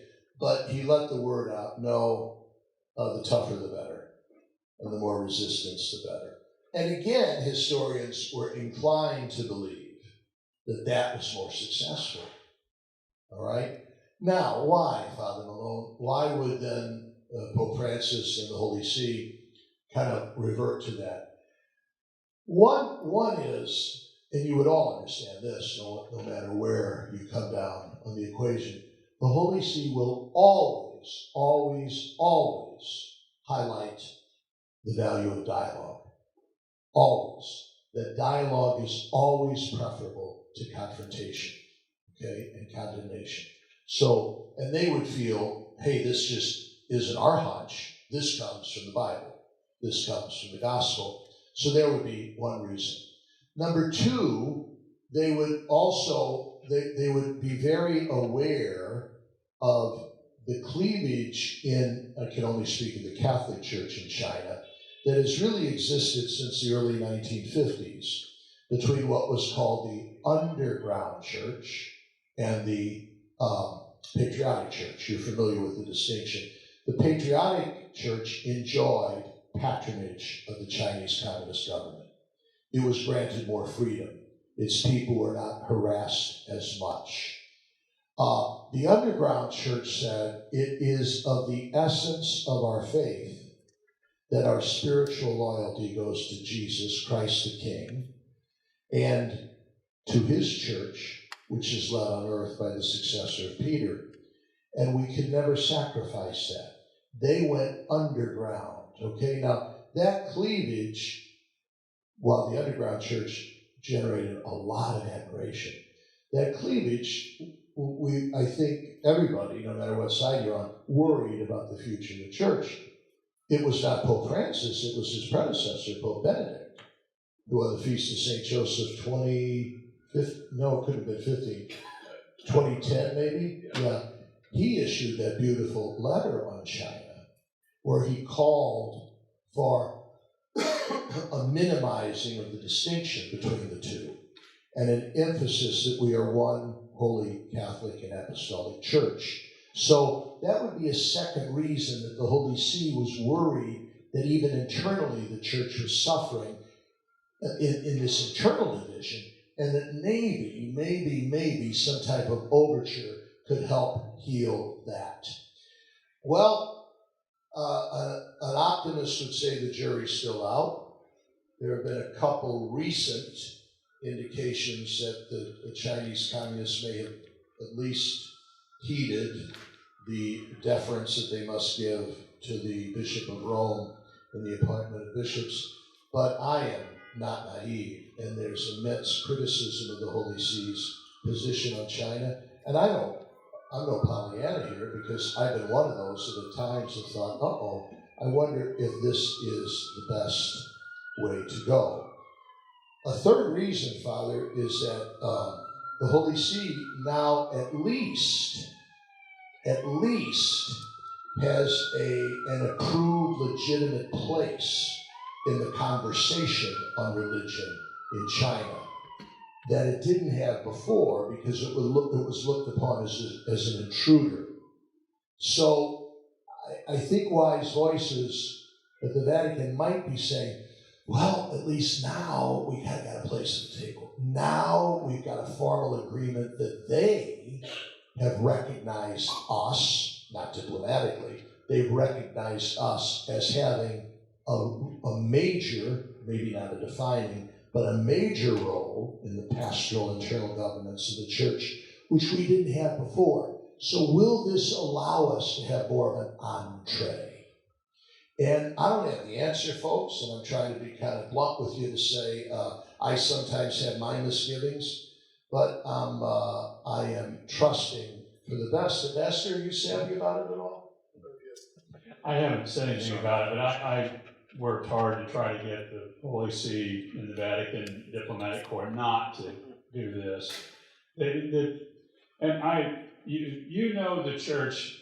Me saying anything to you about the church is the first grader trying to teach, law school professors. We'll talk Kansas or basketball or something, if you want. Or the Chiefs now are playing good football, so we talk that. But the Chinese Communist Party is the biggest enabler of human rights abuses in the world, bar none. They enable more human rights abuses than anybody else in the entire world. They conduct, and they are conducting now, a genocide against the Uyghurs. And the first people that brought this issue to me about what was going on in China and the church's negotiation, it wasn't the Catholics and it wasn't the Christians. It was the Tibetan Buddhists. Brought it to me when I was the ambassador on religious freedom, and I'm kind of, why are you guys so interested in what the Catholic Church is doing in China? I said, well, if they can roll the Catholics, they can sure get us, was their analysis. And I think there's accuracy to that. And so I pushed hard, say, don't do this, don't negotiate. This is an evil regime. The things that they seek, this is an atheistic, evil regime that holds in it's testing now in one of the most remote places on the earth the future of how all this oppression is going to be done. People aren't going to be locked up in the future. They're not going to be killed. They're just going to live in a virtual police state. And if you go, and you can live just fine as long as you don't practice your faith. As long as you don't want to be a Catholic, you can go down, we can buy and sell, and you can do this and that. But if you want to start being a serious Catholic about something, God help you. Because they're digitizing the money now. Now this one really gets me, folks, is they want to digitize the money. And once they do that, they will be able to track every single transaction, bar none. Every one of them. You won't have, and they'll say, look, it's going to be healthier for you. You won't get germs on the money. Your credit card, your percentage of credit card company takes will go down. They'll hurt your New Yorkers. It's all going to be good. And you just get your phone out and that's your money, and you put it on there, and everything's good. Except if the government doesn't like you, and then you have no money, or you can't get it. Oh, and by the way, because we don't like you, we also don't like you because you talk to her, and we're afraid she's going to influence you, and we're going to go after you actually more because we think you'll talk to her and say, will you stop being a Muslim? You're hurting me. And create the peer pressure in the family. And then once they get the system going, that's easy to share with the Pakistanis, or let's share it with dictatorships in Africa. This system is pretty simple. And it'll be lethal. And it'll be hard for faith to overcome it. I still stand that the kingdom of God will never be subdued by the kingdom of man, ever. It's been tried by many, many people. It will not happen, but there can be a period of time for a while that the kingdom of man will oppress heavily, and it'll be tough to be a person of faith in that season. The kingdom of God will always ultimately win. That's an excellent observation, not surprised. And there are very wise Catholic commentators who worry, devoted Catholics who worry that this rapprochement by the Apostolic See with China will end up cursing us. Because sooner or later, communism will fall. It already did in the Soviet Union. Sooner or later, it will in China, right? When it does, the people will remember those who resisted or those who accommodated. We suffer from such accommodation to this day in Latin America, where in the past, the church has cozied up either to left or the right, more often than not to the right, and the people remember that when they fall, and it doesn't help.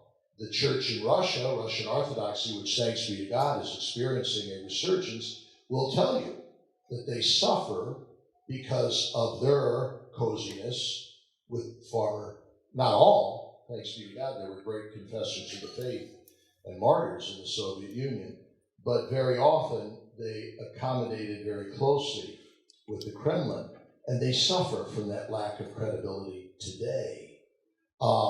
Where the church in Hungary, in Poland, in Lithuania, they are all, Ukraine, hallelujah, they are experiencing a tremendous revival because the church is looked upon as heroic in its resistance to the oppressors of the past. And sadly, people worry about that in the future. So I wonder, and if we could just zoom out a little bit and focus on this question more broadly of how we really respond. Whether we choose engagement or we choose confrontation, whatever the tactical courses are. By we, I mean we in the West, we in the United States. It seems to me that, you alluded, Ambassador, to a model from the Cold War. It seems to me that one difference is just the sheer scale of China, right? And its reach. It touches every part of the globe. How do we begin to even think about, assembling the international forces that are necessary and assembling the tools required to really engage, not just on religious freedom, though that's so critically important, but across the whole range of issues? It's going to be tough, and this is a much tougher opponent than the Soviet Union was. The Chinese figured the money out. Soviets could never figure the money out. They go, how do you make the system make money? Chinese have figured that out. And then they decided, and it worked so well in China with what we did here, and their basic pact was with the people, you leave us in power, the communists, we'll see your life get better every year. You're going to make more money. So they controlled their own people with money. This was the deal. The people didn't like the communists, but their lives were getting better. So, okay. And they're doing it with the whole world. So it works so well in China. Well, with 1 billion people, let's do it in the world. We'll just say, okay, you guys just keep quiet, and we'll see that you all get wealthier. And just leave us alone. So I think they're much tougher hombre than what we saw in the Soviet era. But I think you've got to start confronting them. I think we need to start breaking off supply chains and getting our supply chains not out of China. There's lots of places we can go in the world. They may drive up the cost for a little bit, for a short period of time. I think you're going to see Congress start breaking that by legislation on things like medicines, critical medicines. They're going to say, we don't want to be dependent upon China anymore for critical medical supply or these rare metals. I think you're going to see people, okay, we've got to figure this one out because we can't be held hostage to what China is doing. And by the way, I think the Chinese leadership is making some ghastly errors right now of what they're doing. Them confronting and taking down on religion, that gives us a calling card in most of the world, because most of the people in the world are religious. 80% of the world, they live their life daily by their faith. And you've got a country now that's taken on all of them. It's at war with faith. Well, why don't we just walk into the Muslim parts of the world and say, well, you can pick them or us. Now, they hate Muslims, and you can't name your child Muhammad in China. Legally, can't do it. Now, how does that set with you in a Muslim society? What do you think about that? And I think we've got to confront them economically. I think the supply chain is the big piece there. I think we have to confront them morally on human rights. And here, I would go right at that jugular of religion. Religion powers most of the people in the world. We're in a religious resurgence. It may not be in the West, but the rest of the world is becoming more faith-oriented, not less. This God will not be denied.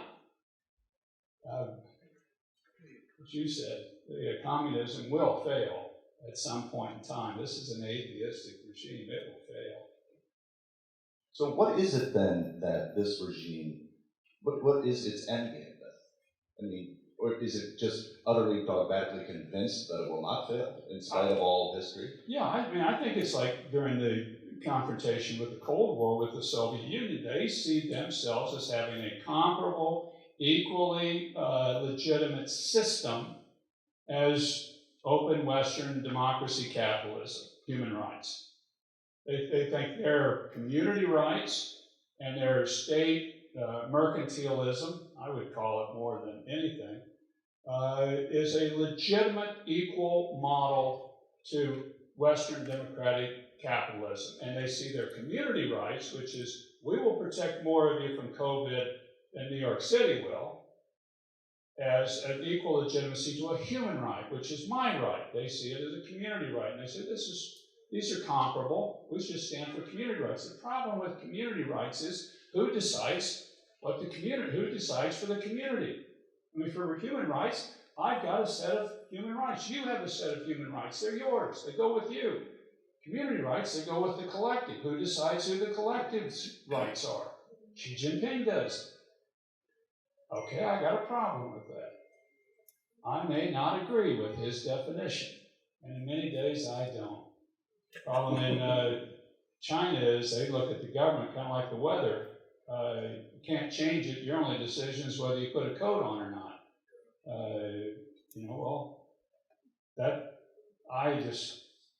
That's what the end game is having a comparable bipolar world where their system is equally legitimate to ours, and their system is not equally legitimate to ours. It's nowhere close to equally legitimate to ours.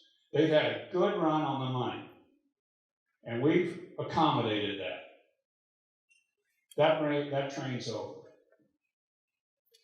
I know that we have some time set aside for some questions from the audience. If folks would like to pose a question or make a comment, or have all the issues been settled? Yes, ma'am. I have one question. Thank you. Ambassador, you earlier said the minority group in Afghanistan they need to get help from the US. So I've been reporting about the Uyghur minority in Afghanistan also. 2,000 to 3,000 Uyghurs living in Afghanistan. And they are hunting by both sides, Taliban and the Chinese government. So they desperately, calling help. But since no one giving help from anywhere in Afghanistan, do you have any knowledge or information about this that these have Uyghurs also who giving help from them? It's a great point, and I hadn't even been thinking any about the Uyghur impact there, but that makes a lot of sense. Chinese hate them, and they're in alignment with the Taliban now, so the Taliban would come after them or to do a favor to the Chinese. They wouldn't care about the Uyghurs. I'm going to, Nina and I are both on this coordinating call. I'm going to try to reach out to the head of the World Uyghur Congress and see if they want to join to pitch that information in. I had not even thought about the Uyghur minorities. Omar Khan, I've worked with him over the years, and he's a great, he would know about that, and I'll reach out to him. I don't know that we can do any good for him, but we can get him into this discussion network that we've got, and we're getting some people out. So maybe we can help with that. Thank you so much. It will give a lot of hope for the Uyghurs. Thank you. Thanks. Yeah, we need the hope. Your comment and your question prompted one, God brings good out of evil, and one good that has come from the evil of religious persecution is that all religions are working more closely together. And it's survival. In here, I know, for me, one of the strongest allies I have here in New York in religious freedom, and especially international religious freedom, is the Jewish community. They will constantly come to say, how can we be of more help? Or to castigate me, to say, hey, take it from us, this ain't gonna go away. You need to stare this in the eye and to confront it.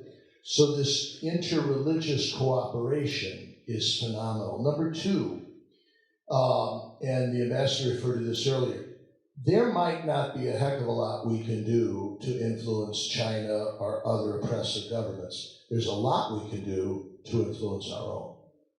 And we need to convince the government for the acceptance of more refugees, for instance. We need to convince the government that some type of economic restraints and punitive actions can help. We need to convince the government that our diplomatic relations should always include human rights and religious freedom. And then thirdly, what we can do, and I'm glad we've got people in this room who do it, the Knights of Columbus, Catholic Near East Welfare Association, the Knights and Ladies of the Holy Sepulchre, is to alleviate the suffering of those people. And I see that firsthand when I travel, whether it be to Erbil, or whether it be to India, whether it be to Africa. It's almost like, well, we are going to advocate for these people, for sure, internationally and at home, but we also need to take care of them now. When I visit a medical facility, and when I see the banner of the Knights of Columbus, or the Knights of Malta, or the Knights and Ladies of the Holy Sepulchre, or the American flag, that moves me. And that is the other way. So it's a mistake only to stay on relief and alleviation, but it's a big mistake not to pay attention to that at all. Yes, sir? You just mentioned several times today, what's the answer to the political and corporate elites who seem to be participating in this? Are they just so ignorant to the threat? Are they cooperate, or are they just irreligious themselves? Like, what do we do to change corporate and the politics to understand the gravity of the problem? If you got any leads, I mentioned that, because here's something here. See, I always think, look, there's certain advantages wherever you're at, and New York has some advantages. So for one, in meeting with business leaders, to put them on the spot, just to say, when you go negotiate with high government officials, do you let them know that religious freedom is important to you? And do you let them know that perhaps the tenor of future investments is going to depend upon progress in that area? They will usually kind of bow their heads and say, well, no, we didn't think of that. I said, well, do me a favor and think about it. Secondly, we have a lot of ambassadors and consul generals here. I'm having lunch later in the week with the ambassador of the United Nations from a country, and I'm happy to do it. He asked if we could get together. And so my brother Bishop from his country heard about it and called me and said, I'm not telling you not to have lunch with him, but would you bring up these issues? And you bet I would. That's an entree that you and I have here. And Lord knows they're without shame if it comes to some of this tyrannical behavior. Well, we need not always stand on etiquette and protocol. Oh, that would be impolite to bring up at a luncheon. No, it's not. Nothing ruins my meal, and I'll bring up any issue, okay? And that's another area.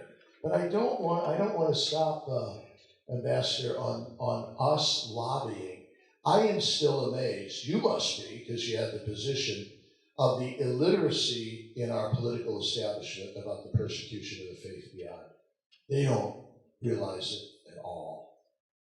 And I too am grateful. Mike Pompeo had it as an assertive part of his agenda, the protection of religious freedom, and also a knowledge that the country that does not recognize the role of religion in any country is doing so at its own peril. Because if you don't understand the role of religion, you're not going to get to the bottom of things. So, Two quick thoughts on that. At this last summer, we did this summit on international religious freedom, International Religious Freedom Summit 2021. Cardinal Dolan was the keynote the last night. It's fabulous. Nina spoke at it. We had 1,200 registrants. God blessed us with a lot of people, and we hit just before the Delta variant was really kind of raising its head. So people were out happy, and then everything comes shutting down again. But it was blessed. There was two groups at that. There's a business religious freedom roundtable, and then there's a supply chain religious freedom roundtable. And both of these, particularly the supply chain religious freedom roundtable, their targeted effort is to get suppliers to be obligatory and to speak and to protect religious freedom. I think we've got to go into those organizations. This guy, the guy that's heading this up is a former P&G supply chain manager, man of faith himself, and saying we just got to start influencing these more and getting into the business world to do this. So I hope you or others might think about either joining in or pushing one of these two organizations, because this is the way we can use our economic authority to live out our virtues, and we need to do it.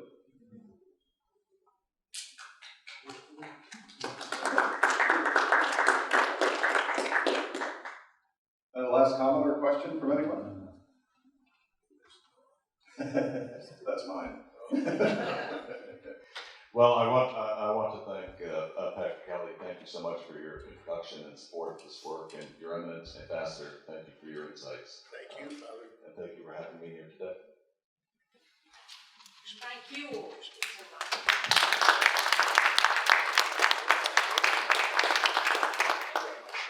Thank you all for coming. We now have some refreshments, and we're looking forward to doing a little socializing and hopefully sharing some ideas about how we can become active in fighting the good fight, because it's one that has to be won.